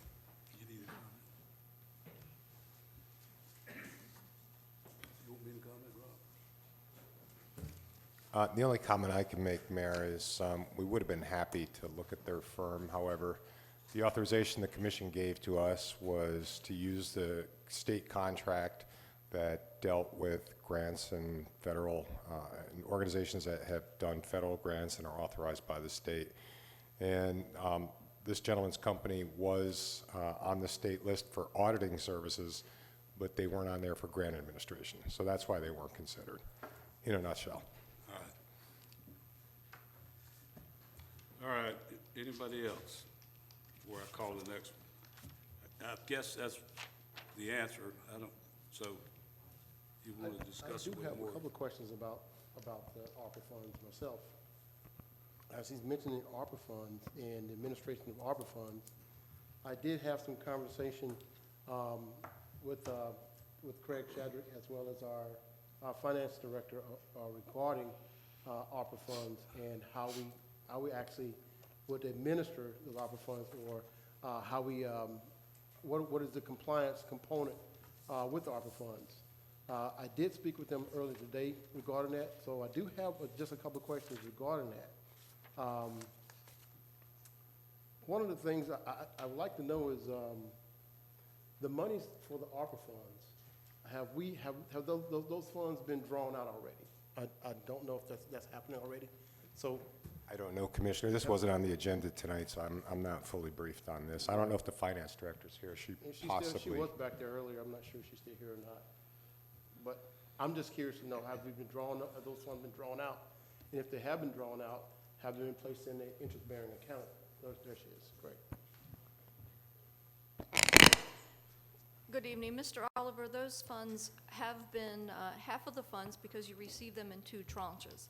The first tranche has been received by the city and is being held in an investment pool. It is not a drawdown sort of fund. We will receive the second tranche of funds in the spring of 2022 is when we're expected to receive that. All right. So have those funds been placed in an interest-bearing account? They have been. Okay, perfect. I understand that the staff, we based our decision, was based on the RFQ from 8 firms from the state contractor based on the importance of the work for the federal, from the Federal Stafford Act, is that correct? It was the Stafford Act that we used as the basis of making our decision. The firms that were on the list, the qualifications were that they perform management services, grant management services for, I'll read this to you so that I'm not paraphrasing and we don't get it wrong. Comprehensive grants management services related to the Stafford Act and other related state and federal grant programs. What's the importance of the Stafford Act? It's compliance issues. Compliance. All right. One of the things issues I have with that is the fact that the Stafford Act deals with FEMA. It comes from Homeland Security and it deals with FEMA. So that particular act deals with how we handle funds for national catastrophes. And then when I read about with ARPA actually came as a result of a presidential order that came through the Department of Treasury that was sent to the governor's offices throughout the United States, and they had the ability to send those funds down directly to the municipalities. The ARPA funds and the administrative ARPA funds are totally different from the Stafford Act. So if we're basing our decision on the Stafford Act, we're basing the decision based on funds that's coming from Homeland Security and FEMA money. So this is not FEMA money that we're dealing with. We're dealing with Treasury money that comes directly from the federal government to the city. So my question is if we're looking at 2 separate sets of pools of money, I want to know why aren't we looking at someone that can deal with the financial aspects of this as it pertains to ARPA and not FEMA money? Mr. Oliver, I will draw your attention to the fact that it says, and other related state and federal grant programs. So this covers all grant programs. And the federal guidelines on one grant are very, very similar to the federal guidelines on other grant programs. Both of the funding that you're talking about are federal dollars. Whether they pass through the state or don't pass through the state, it's still subject to federal grant management requirements. Nonetheless, the Stafford Act has nothing, it's FEMA money. It's FEMA money, Well, I but understand FEMA, it all comes from the federal FEMA government. is, I get that part. It all comes from the federal government. I get that part. But there are stipulations on how we use that money, and there could be ramifications at the end of this if we're using our guidelines for this money, and we're using the Stafford Act, in which the Stafford Act has nothing to do with ARPA. It's 2 different things. I think we'll agree with that. We 100% agree with you, Commissioner. It's different pool of money. The finance director is saying we use the correct state contract for grant administration for federal grants, and that was exactly what we're doing. We're administering a federal grant, and perhaps in the future, I don't know if this gentleman's company could get qualified on the grants administration list with the state, but that's not where they are right now. I'm not They're on concerned about auditing. I'm not concerned about their qualifications at all. What I'm concerned about is the criteria that we use for administering ARPA funds, but we're using Stafford criteria to make determinations. Could you explain it again? What? Could you explain that again, exactly what that says? it Finance says, director. other state and federal grant programs.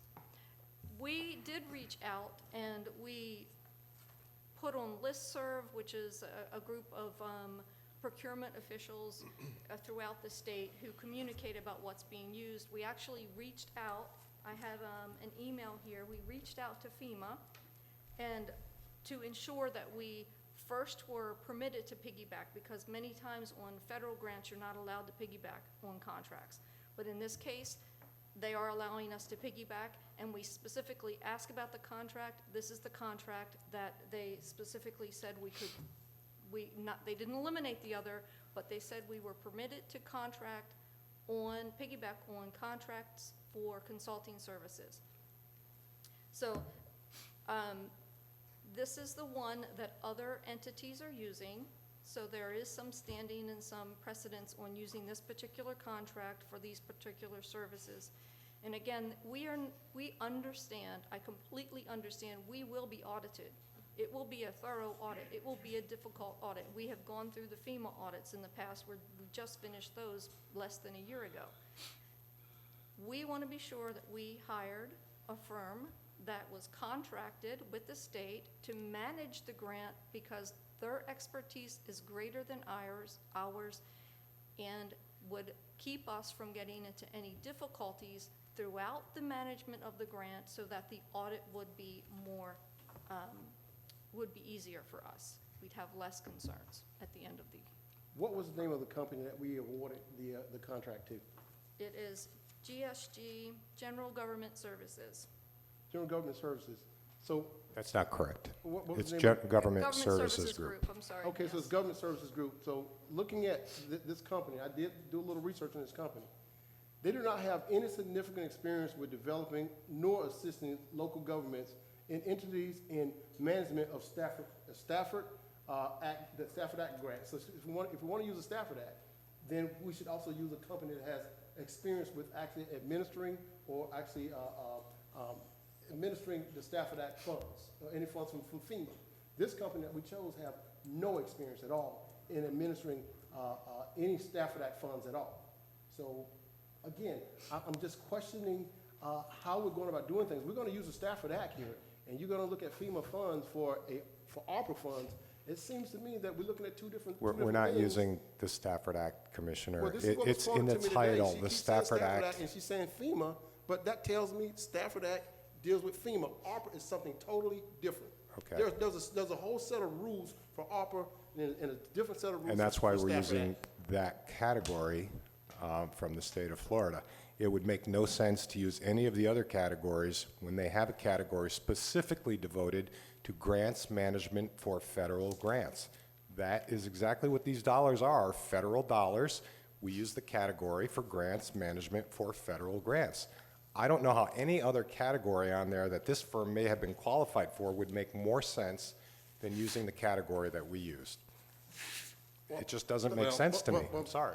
All right, Thank you. Can we cut this off? You've answered my questions. Thank you so much. I appreciate it. But again, I'm just looking at this. It just didn't quite add up to me from what I was told today. I was quoted Stafford Act. There was actual, I was quoted the Stafford Act. This is what I was told today. So I went and started researching that, and I found out something totally different. So I'll do some more research. That's fine. That's fine. Okay. We can leave it where we are right now, but I will do more extensive research on this, on the Stafford Act versus ARPA, and I'll bring something back to say what Can I I ask- found. It's okay. All right, I want to ask you a question. We signed that contract already, right? Yes, sir. And on September 21st, we brought to the commission I know. staff an agenda item. I know. Yes, we did And sign we the said it had to contract. be on the state contract at that meeting. Yes, sir. We quoted which contract we were going to use. All right, okay. Thank you. All right, Caleb Gordon.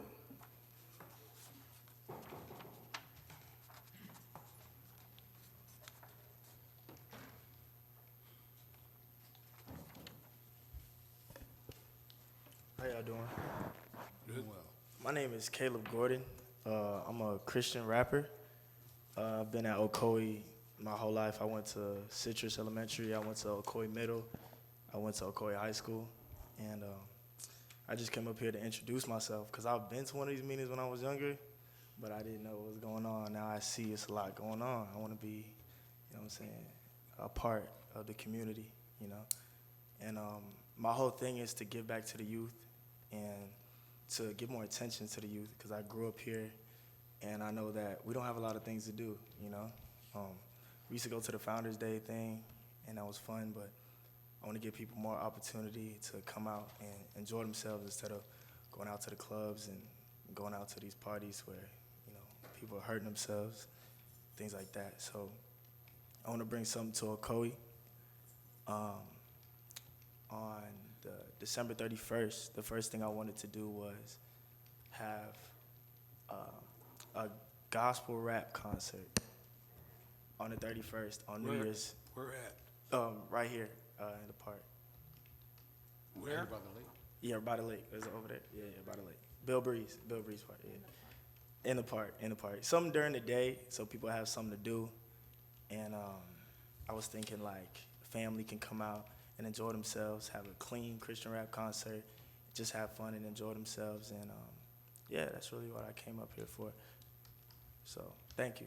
All right, before you go anywhere, are you planning on filling out a restoration to rent that field to do that? Yes, sir. Because you gotta have insurance, all the permits. I mean, it's a good thing to do, nothing wrong with that. But you have to make sure nobody has it that time. But you also have to fill out an application for a license permit. Matter of fact, I pulled one off today because of for some other reason, but I got this. This is the kind of thing you're gonna have to get. It covers for insurance. You have to get insurance. You have to be where it's liable if somebody gets hurt. For sure. The city's not liable. So that's what I've asked you to do, is go by and see the recreation director and let him give you all the information that you would need to do to file for that, because it costs money also. For sure.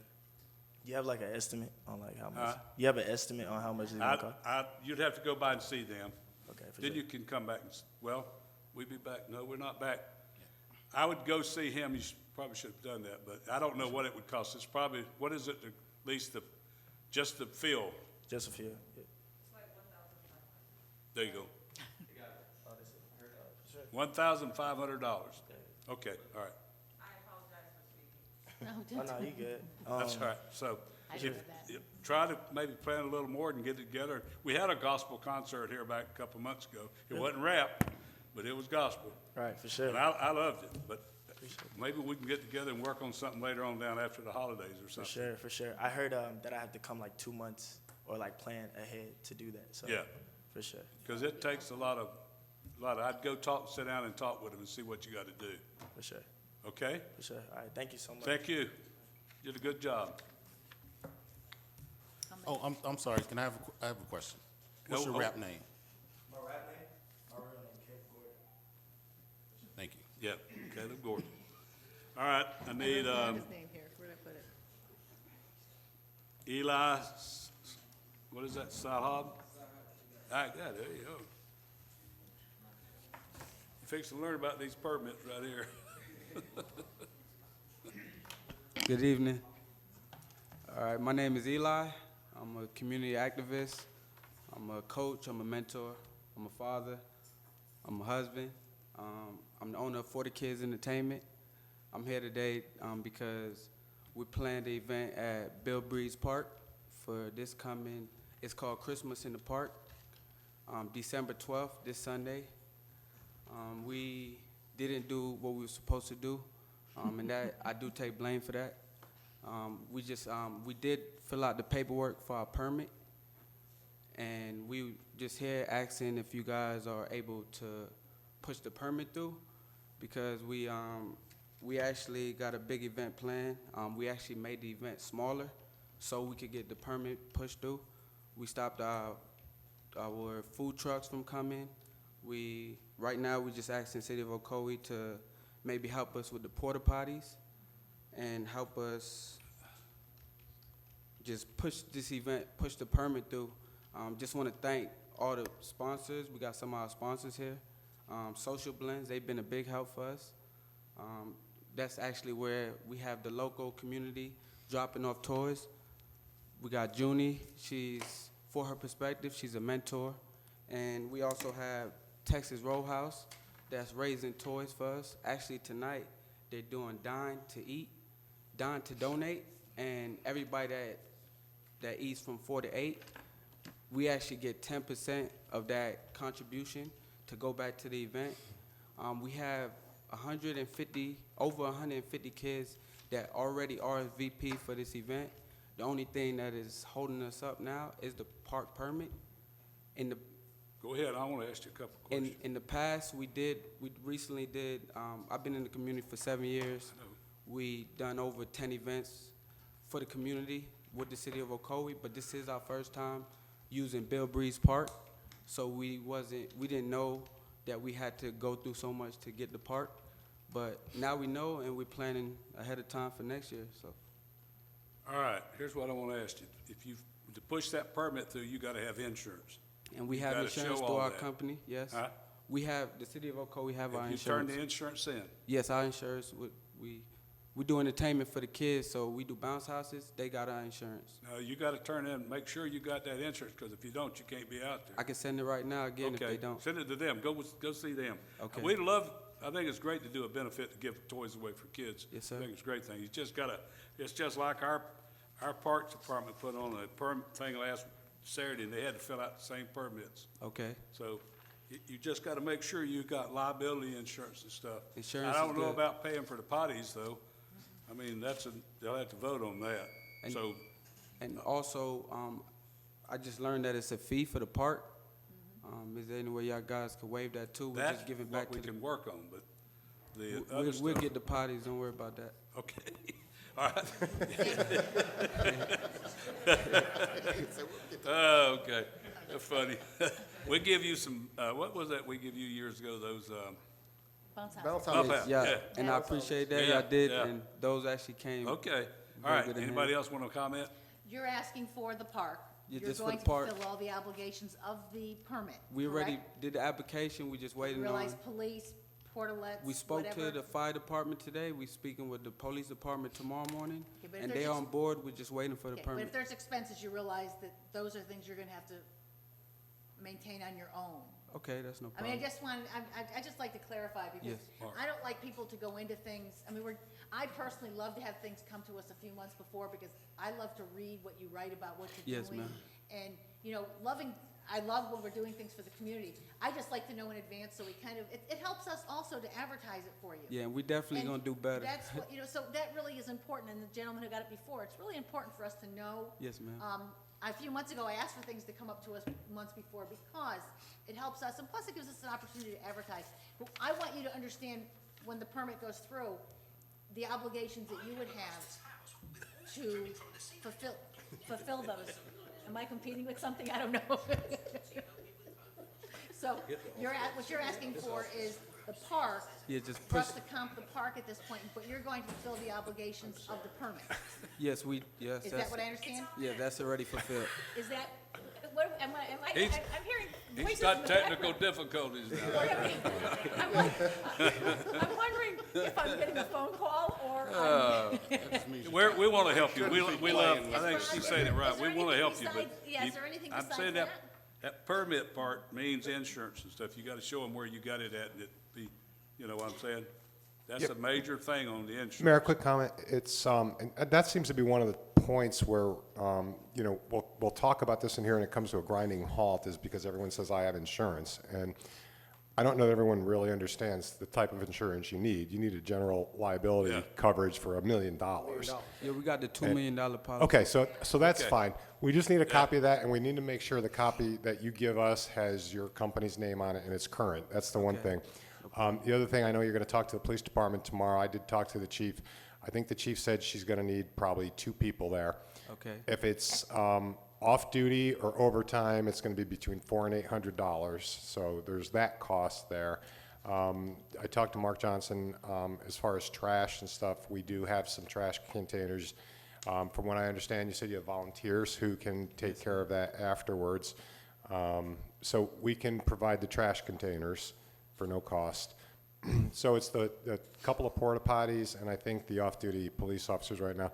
One of the other questions that we always come to, especially if we're having people clean up, is a deposit too. So So do we want to go ahead with the deposit? Is that refund? Of course, it'd be refundable, but is that something the commission wants to waive? So I just want to make sure you understand all these different things that in the next few days we're going to have questions on that perhaps have not been answered here tonight. All right, go ahead, go ahead. No, well, you know, we had a conversation a few days ago Yes, sir. about this, and I have to reiterate what Commissioner Wilson said, that I also told you a few days ago, that we have to start planning these things out. Yes, and We actually working on voted as a commission, I think it was earlier this year, when folks come before us with different events and want to do different things, to give us at least a 30-day buffer. Okay. You know, that allows you to get your things in order, to make sure you get with Parks and Recreation, to get things planned out, get it all drawn out. So I hear you got some of the stuff done, a lot of stuff's done, and some things you need us to waive. So it sounds to me that you're asking us to waive the fees for the park. Yes, sir. You're saying you're gonna provide your own porta potties. We'll do that. You still have to deal with the fees for 2 police officers or fire and rescue, would have to be there. And that's, I think we can cover the trash, and the other issue was, do you want to collect a deposit or not from them? Well, if we're gonna waive the park, I don't see any reason we would collect the deposit. Well, I think the If we Well, can deposit- typically, if they're provide doing their everything- own cleanup. I think the you- deposit was to ensure that You do it got clean it up. cleaned up, and then if it does, they get their money back. Right. I think that was, and I'll just tell you, recently at Montgomery Park, I had a problem on a Sunday where somebody had a party under the pavilion and left a mess. And then the folks who come after, who want to participate in the park can't, because, you know, there's trash all over. Can I- So that was a concern, as I say, that just happened recently, so. Okay, can I say one thing? In the past, we never done nothing at Bill Breeze Park, but we have gave back bikes for the past 6 years, besides last year because of pandemic. And we never had an issue. We had over 20 volunteers that helped, and teams that we had, our young mentees come out, get garbage bags, so that was never a problem. You've been with us before, I know. Yes, I know. okay. So if you tell us, we waive the deposit, you're gonna make sure it's cleaned up. Yeah, I put that on my word. Well, Because I'll if tell you, not, then we won't ever do I will another one. I will attend your event, as Yes, you sir. asked me to come, I'll attend the event. Yes, sir. I'll help you clean up. Yes, Ooh, sir. All right, that I have no sounds problem good. with that. I'll Write help you that clean up. down. But, that's but, on record, that's on I'll record. I'll do it under one condition. Yes, sir. I'll do it under one condition, that if you come back before this commission sometime in February with a well-drawn-out plan for next year, Okay, I will help you clean up Sunday. all right, that sounds like a plan. Okay? That's All a right. deal. All right, so you wanna waive, somebody needs to make a motion to waive the fee for the rental. Is it a waive? It's, Is it well, we're going consensus to- or is it a vote? Is it how do we say this? Is it waiving the fee for, Rob, do you want to? Just for the I think we land, are- just for the property. You're gonna waive the fee And then for what's- use of the park and Use of- waive the deposit requirement. And then what's the other fees? Oh, you gotta have the fee for the police, porta johns, and fire department. No, just police and the porta potties. I think police and porta I potties just want to ask covers one it. more thing. Could we waive those fees too? Because right now, no, but only reason Don't why. go too far look, now. Only reason why I ask is because the money that we did raise is going back to the toys for the kids, so that would just take Have money. you got a from- list where all the kids are from, what area? Yes, we do. It's on Eventbrite, and majority of them are from Ocoee, but we do have some that's coming from other areas that's in need. So we're just trying to help families. I commend you for doing this, Yes. okay? But I also look at, it's very late, and the fees. Understand. I have a problem asking my residents, taxpayers in the city, not that they're not gonna participate, but to pay this because because we're probably looking at overtime that was not planned in advance. And I have a problem asking for that. I have no problem Yeah. with what was mentioned, but the other expenses, I have a problem with, only Yeah. because And- I don't wanna ask them to pay that when you're coming up 3 or 4 days before the event, Well, and those are overtime. And that's why I took time out my day and I spoke to Mr. Sean from the fire department, is he the head chief? Sean is our, Sean? Fire The Fire fire department, inspection. and Fire marshal. they said once the permit get through, they don't have no problem with sending the Yep. truck out, sending people out there, so. Yeah, but they're not in charge of the financial part Okay. of it. that's just, again, Okay. No, I understand. that's me. I can't speak for anyone else up here, but I have a problem I because it's would- so late. That's- Did you say Do you cover have- the do- police, Rob? I'm sorry? What did you say, cover the?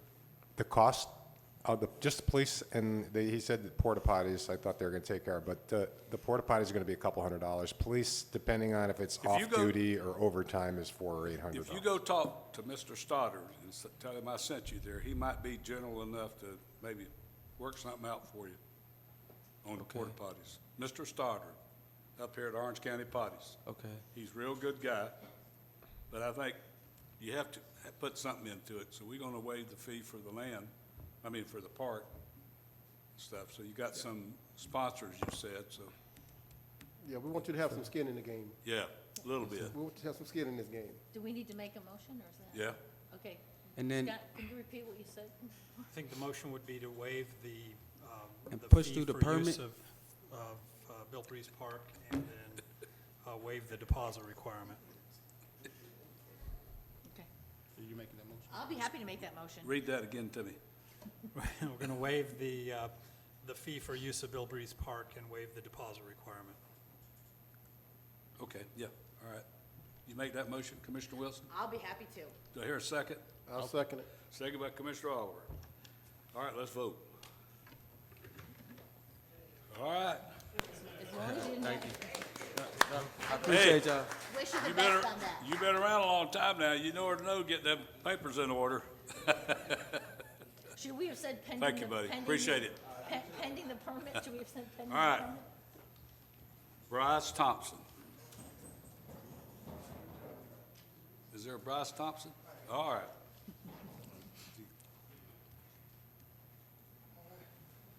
Good evening, everyone.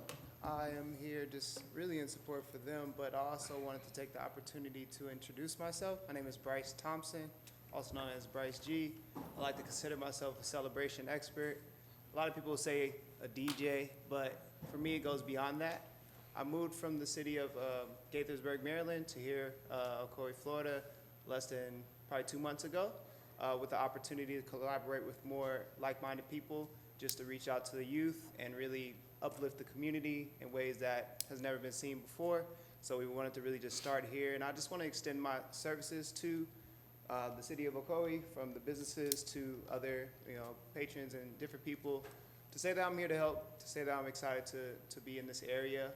From the moment that I've been here, I've been welcomed with open arms by the community and the businesses. And with everything that you're mentioning of events and things being in advance, I look forward to presenting to you next year some things that will be coming. So that is all, but thank you. Well, thank you very much. We'll welcome all the help we can get. Yes. It's a lot warmer down here, isn't it? Yeah. Lot warmer here in Yes, Florida. definitely. But thank you. Thank you. Thank you. Mayor, should he be listed as a vendor? Maybe That's what I give him was, a I was vendor gonna list? tell him, go by and see the recreation department, leave your card, business card, you got a business card? Yes. Leave your business card and fill out a vendor's form. I think, Yeah. he left already? Oh, you filled out a vendor card, didn't you? Yes, sir. You hope you did. Yeah, didn't you? he's been a vendor for years. Yeah, so fill out a vendor card, and they might can use you as a DJ sometime or something like Yeah. that. All right? Yeah. All right, buddy. Thank you. All right. Okay. All right. That's it, that. On more guy, Jim Moore. We're gonna run out of paper with you, Mr. Moore. I always got something to say. All right. All right. My name's Jim Moyer. I live in Arden Park North. First, I want to thank the city, and I guess the CRA board and the mayor and commissions, so both hats you guys wear. And I guess Ginger said she got done the board meeting in record time, so thank you all very much for that. Thank you for all the work that went into the Pearl Harbor Remembrance Day and all your participation, and Miss Joy, Miss Melanie, Miss Paola, I'm learning how to pronounce her name, the new community aide, for all the efforts that they made to make the Pearl Harbor Remembrance happen. As you folks know, I'm recently joined the Post 109 that meets at the Tom Eisen Seniors and Veterans Center, and I'm trying to promote the membership. I purchased a website that I'm working on, and hopefully we'll get it done in the not-too-distant future. I noticed that the West Orange Seniors, which I'm also a member of, if you go to ocoee.org, you can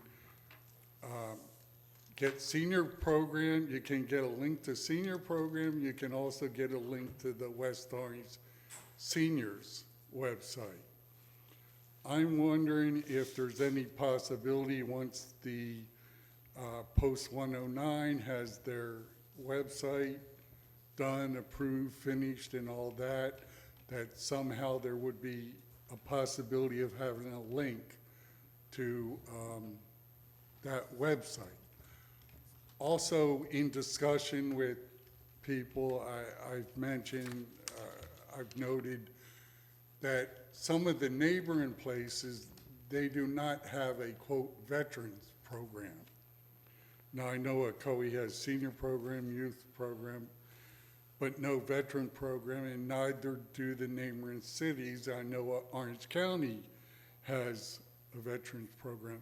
But what's different in the city of Ocoee versus some of the neighboring location is our post is actually housed in the city-owned building, which is completely different. So we have a tie to the city of Ocoee. We're not in a separate building like the post in Winter Garden 63 and the VFW 4305. So it's a different scenario. So I'd like to propose the possibility of having a veterans program and the website. Thank you very much. Being a veteran, I think that's a great idea, but the problem you got, we can't even get people to join the program up there, Mr. Moore. You can work on that and get us enough people, maybe we'll see what we can do. Thank you, sir. And if anybody can do it, it'll be you. Thank you, sir. Yes, sir. PowerPoint. All right. All right, we're down to, could I skip comments, go to, oh no, got to go to comments from commissioners. Commissioner Firstner. I just want everybody to remember December 11th, this Saturday. McCraney Property Company is going to be hosting a food distribution program. And it's going to be at the 429 Business Park on McGuire Road from 9 o'clock until noon. Please tell your friends, tell anybody that is in need of some food, or you can come down yourself and help out with the distribution. That's it. Commissioner Wilson. Yes, thank you. We're members of the Florida League of Cities, and as a city is, and our newest president, Philip Walker, with the Florida League of Cities, has made it his mission for local voices making local choices. And I think this is very important, especially as we're going into legislature season, that Tallahassee makes a lot of decisions that are mandated to us. Some of them unfunded mandates, which means it costs you money. And some of these choices, I just want to, again, I think it's important that we realize what happens in Tallahassee. We should be aware, and we should have a voice. We should contact our legislators and let them know what you think, just as locally, here, contacting us, letting us know what your concerns are. That's very important. This is his initiative, but it should be all of our initiative, that we should have a voice in our local government and our voice in all of our government.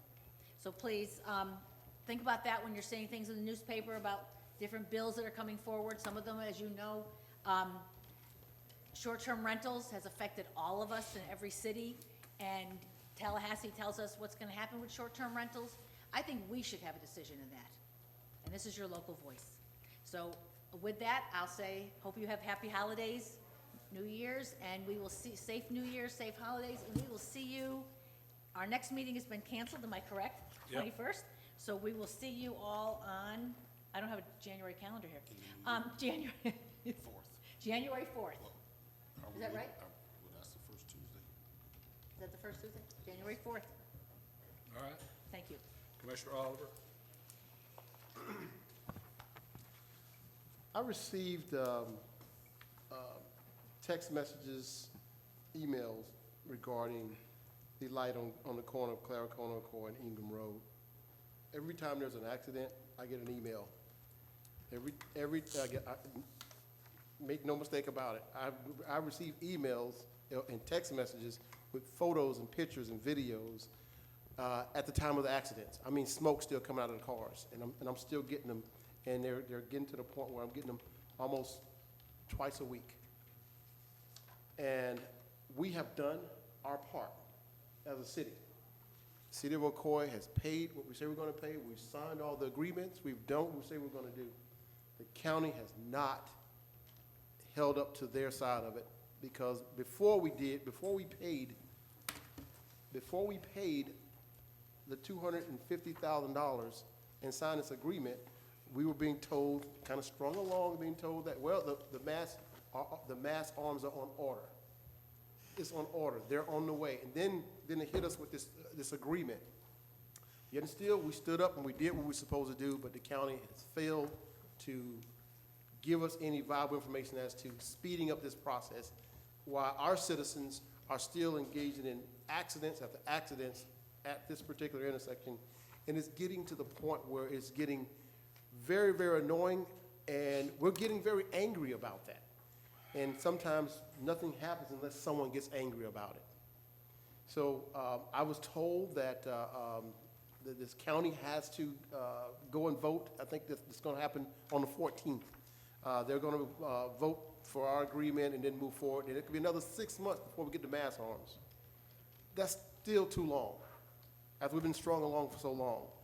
And what I would like to ask is that we, as a commission, again, I would like to send a strongly worded letter to the county commission expressing our concerns about expediting that light, expediting the mass arms. If they have to move them from one location to another, yet the county is they take our tax dollars and build schools other places, so why can't we get 4 mass arms to save some lives in our city? So what I would like the staff to do is to draft a letter on our letterhead explaining the urgency of this light.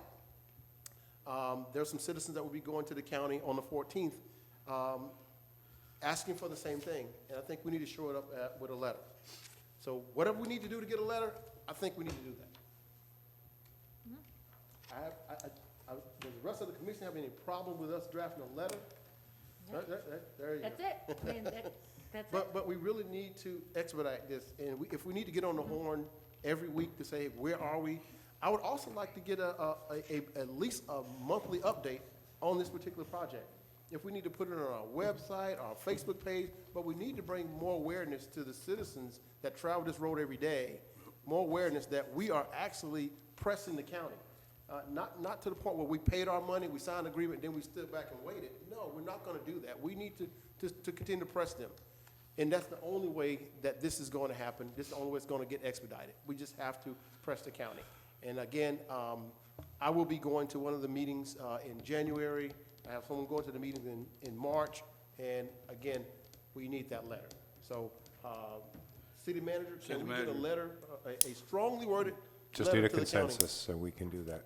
Do we have a consensus for that? Yeah. Okay, we got a consensus for it. Well, I have a question. Yeah. Is that letters coming from the commission to their commission, or from our mayor to their mayor? Where is I'd it? send it to the I would say send it commission. from the commission, from the entire commission to their commission. Okay, I just want to be clear on where it's coming from and where it's going. Yeah. Mayor and city commissioners to their mayor and city commissioners. Yeah. Yep, sounds good. Okay, I'm on board. Absolutely. With some bad news, I do have some good news. There's lights on Ingham Road right now. It's lit up. There's lights. We have lights on Ingham Road. We've been waiting this for a long time, so now you can see the folks walking along Ingham Road at night. You can see the folks walking. We have sidewalks coming pretty soon. I believe that we're getting ready to contract or send out a RFQ or RFP for the contract for the. We're going to piggyback that off Orlando Orange County to speed it up. Gotcha. Any idea how soon this might happen? It's hard to say because the issue we've been having, we can find contractors typically who are willing to give us an estimate, but them actually getting the concrete is the problem. So our thought is to use the Orange County Orlando contract, and perhaps, under that contract, we'll get a little quicker response. I know we've had trouble as a city getting it. They don't want to come over here unless they have a full truck. And I know that'll take more than one full truck, so I don't think we're going to have too many issues with it. It's just getting in the queue. One of the thoughts I had about Ingham Road is in that corner of Ingham Road and Claricona Ocoee Road, over the past 3 years, we've had multiple accidents. Like, again, to the point where we're actually seeing these accidents sometimes twice a week. And every time there's an accident, there's a first responder that shows up on the scene. There's a fire truck there, maybe 2 police officers there. I would like to see a cost analysis of what we've spent in 3 years in responding to accidents at that particular corner, how much we spent as a municipality responding to a county road accident, and what we've spent of taxpayers' dollars. And the reason I say that is because I would love to take that cost analysis and then go back to the county after they've done what they say they're going to do and ask them for some of that money back, because we've invested money of our tax dollars on their county roads. The only problem with that, Commissioner, is with the first response agreement we have with the county and Winter Garden. We have the county responding to our roads, and we have Winter Garden responding to ours, and we respond to Winter Garden roads and county roads. So I don't know if you'd actually be able to carve out the information that makes any sense, because a lot of times we're responding to the county because they're responding to the city somewhere else in our jurisdiction. So that makes it difficult. I'm still interested in seeing what that cost looked like. Even if we Well, don't use it for we those have that purposes, but data. I would like to get that data. We have the data. We could easily supply you all showing Yeah. what days, and how many incidents at those intersections for police and fire, whether that's, a first-in unit, or we were called in as mutual aid or something like that, and how much time we spent there. I don't know that we have all that information. We can get numbers, though. Yeah, I would definitely like to see those numbers. I think there was someone in the back. I need I have a flyer that I want to pull up, informational flyer concerning COVID. Again, right now we are dealing with another variant of COVID right now, and we're all been affected by this. It's hit the United States, and again, we still need to protect ourselves, protect our loved ones. We're coming up on the holidays, so now this is projected to those numbers are projected to go up. So what I have done, pulled some information concerning your booster shots. So there's a lot of folks that had the shot, and we can get the booster shots are very easy to get from Publix. It's a very simple process. It's a 1, 2, 3 step process. You can also go to Publix.com, and you can actually register for your booster shots. We have 3 Publix here in Ocoee that are administering those shots. The one on McGuire, West Road, and also Clark and Silver Star. Those are our Publixes, and it is very easy. You can actually sign up for a booster shot one day, and the next day get your appointment, go in, you're in and you're out. So I'm going to encourage everyone to go out and get your booster shots. You can also go to my website, IamGeorgeOliver.com. I have a link directly to Publix website. It's there as well. So you can go directly to Publix. And we've also added to our Facebook page, the city's Facebook page, to actually go to the links to schedule those booster shots. So I cannot stress it enough. Protect yourself, protect your loved ones, and it's very, very easy to get this shot. And in an effort to not only protect yourself and your loved ones, you can also protect the community as well. Last flyer, I do have one more flyer. In the interest of the Christmas spirit, I am going to be adopting, or my team and I are going to be adopting families for Christmas. We're trying to adopt 20 families for Christmas, for whatever their needs may be. There's actually on my Facebook page, or I'm actually going to see if I can get it on the city's Facebook page.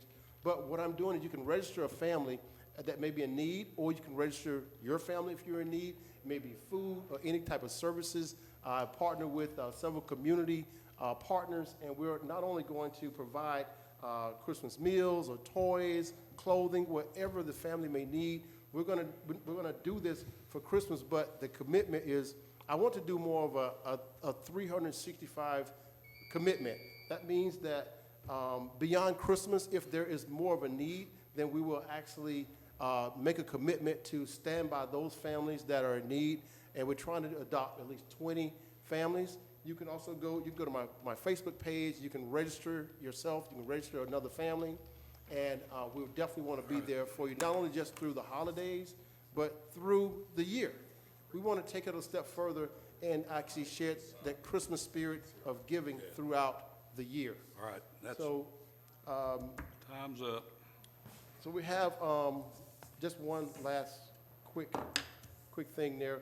In the interest of the Christmas spirit, I read this about 2 months ago, and it stated that family ties are restored, sports teams are victorious, friendships are strengthened when unity is our priority. Inspirational leaders and thinkers tend to agree. Martin Luther King Jr. said that this way we must learn to live together as brothers or perish as fools.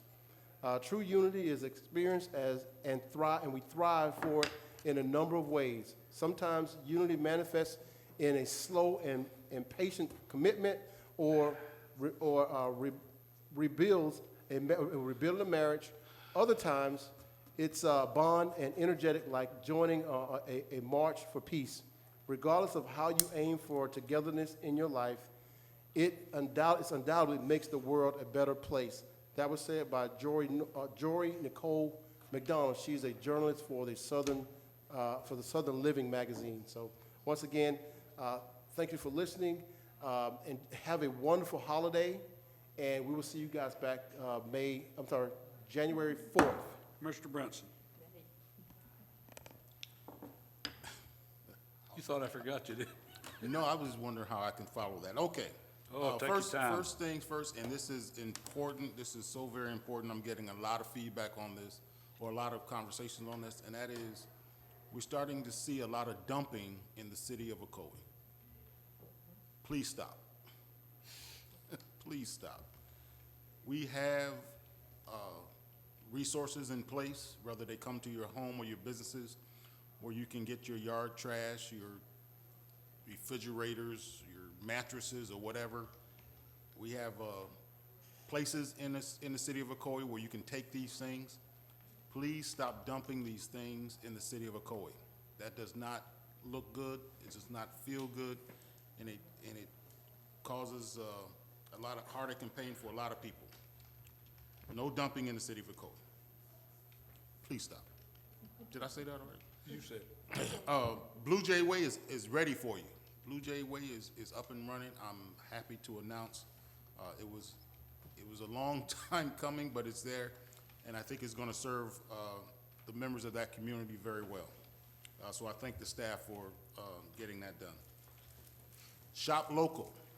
This is the holiday season. This is the holiday season. Shopping local not only helps us because we don't have to go far and wide to find the gifts that we're looking for, but also helps our local businesses. Especially this evening, we had a couple local businesses that were here, one of which donated to our police department. So it matters. Shopping locally matters. So please, instead of going online to some of these larger establishments, shop locally to these smaller places.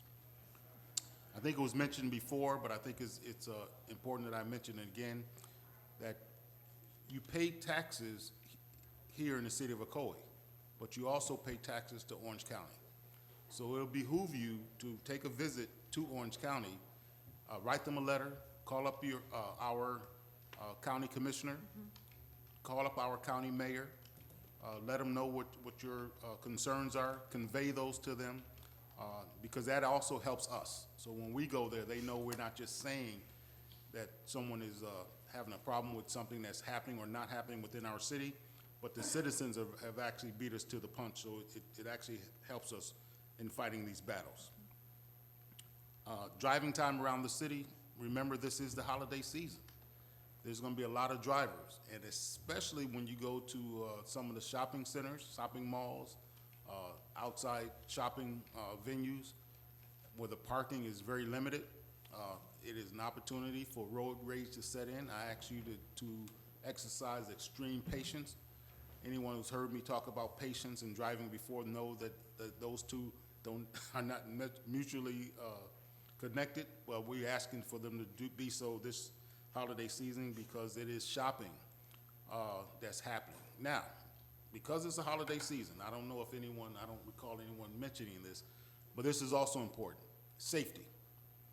There are people out there who wants to dislodge from you that what you have purchased. They want to separate you from your money. They want to separate you from the gifts that you think that are safe under the blanket in the backseat of your car. Do not do that. Remember, safety. I can't tell you to not carry cash. I can't tell you to carry credit cards. I'm saying if whichever means that you're going to choose to pay for your purchases, be mindful of your surroundings and be safe about it. Because there are people out there who are still economically challenged, or they want to just separate you from your stuff, to include your money. So be careful.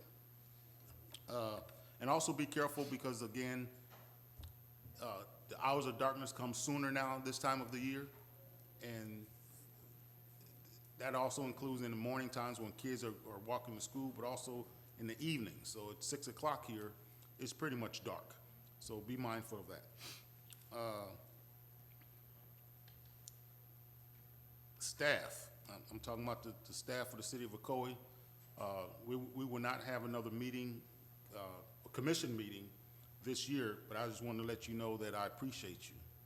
I think you're doing an awesome job. For this calendar year, we've had a lot of challenges that bled over from 2020, and I think you handled yourself very well. So I just want to let the citizens know that the city staff here in the city of Ocoee is doing it. They're making things happen, and I think it's important that we recognize that. And so your efforts and your professionalism for 2021 have not gone unnoticed. So I thank you for that. And I'm hopeful that as we head into 2022, that we will keep that same practice going. Again, Rob, Craig, and all the directors, the chiefs in the department, I thank you for all that you're doing. Of course, our city clerk and the professionalism that you show is incredible. Godspeed to you. That's done? Okay. Couple of things. Did good. Yeah, you quick. Christmas lights on the poles with no power. Last year I said at this meeting, Rob, our public works department has fell down on the poles. A year later, we have no lighted poles going down our main drag in town. Not one lighted pole. Because we bought poles with no light hookups. So we have got to get that straightened out. We do. The ones, I think it was on Worst Road, I think are the ones we were talking about. I know, but Yeah, so downtown? those are supposed to be taken care of now. We are working towards lights next year. The banners are a temporary measure. It's the bane of my existence every year. We go and we check. We get Duke to come out and say they're all ready to go, and apparently the contractor comes with a generator, verifies that they work, and they put them up and they hook They the don't work. pigtails. There's two of and them out right in front of Christmas. They don't work, Christian yeah. Service Center. All right. So- can we please this year make sure? Yeah, If we gotta do something to trade out with them, we gotta get different. We gotta get electric. Yeah, I understand what you're saying, Mayor. It's two different issues. There's the supplier of the light and then the supplier of the pigtail, which is Duke Energy. So All right. it's a constant issue.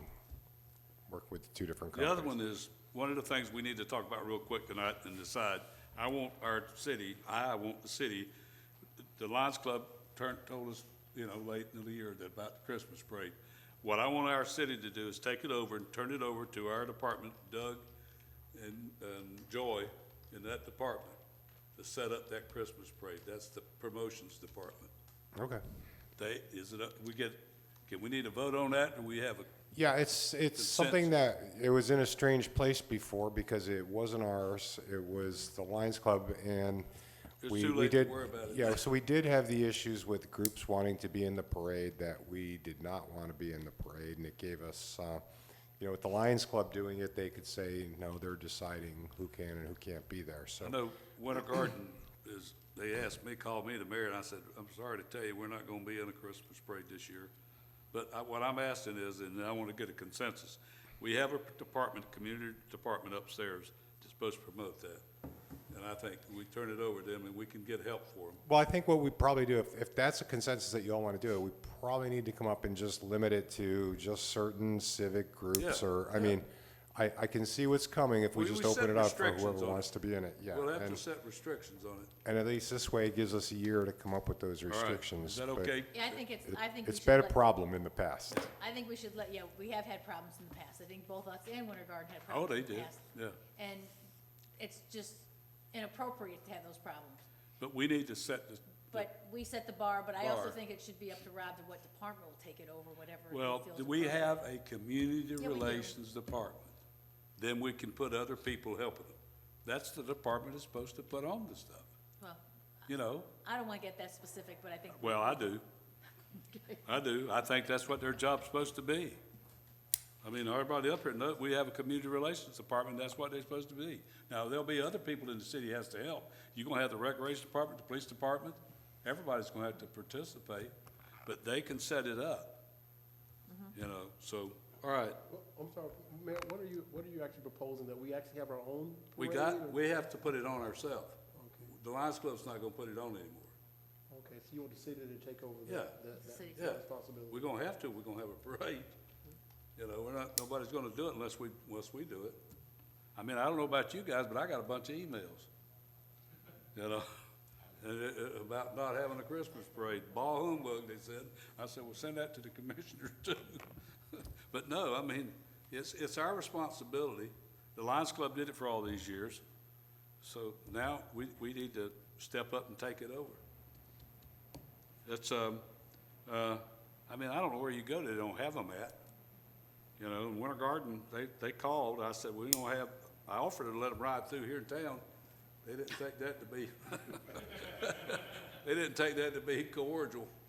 But, Is it a parade, Mayor, or is it something that we could, it may be time that we made a change and did something well, different, but, in the same line, because I, I'm not criticizing it. I know we've had I the know. parade for years, and it's something we've done, and. let me finish. What I'll say is, all right, I'm gonna put it out on Facebook, on Mayor's Facebook. Do you want a Christmas parade in the city of Ocoee? What do you think they're gonna tell you? Oh, they're gonna say yes. Oh, yeah. And I'm not against it. I'm just saying is it time that we became more creative with Well, something we else? can create anything, but what do you do to create? You got Santa Claus, you know? I mean, it's just part of the cities. It's like having your city cemetery or having I was up in Tabor City, North Carolina this weekend. That was a big thing going on in that town that night was the Christmas parade.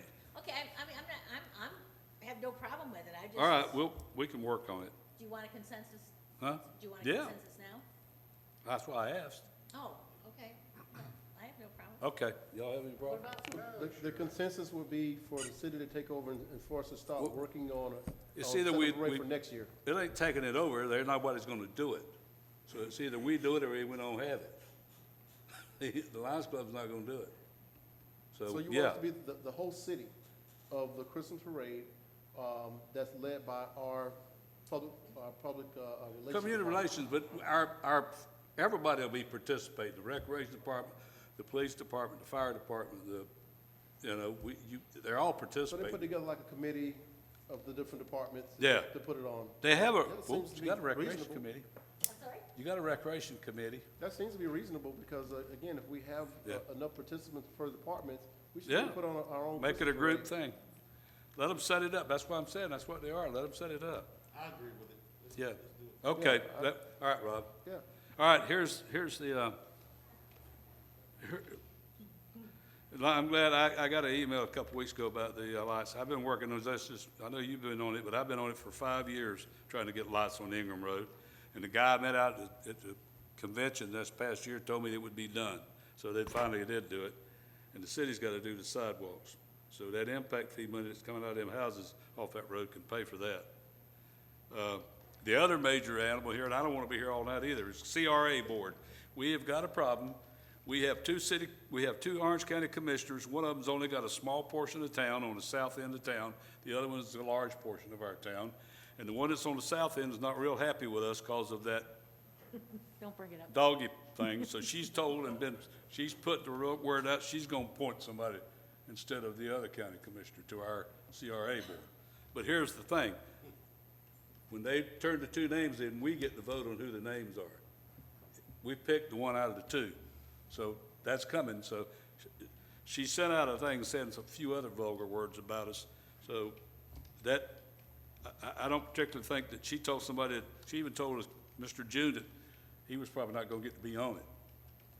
So, you know, I just want you to understand that she's not our friend, you know, and she's on the small end of the commissioner, Orange County Commission, the north side, which is Christine Moore's on the large side.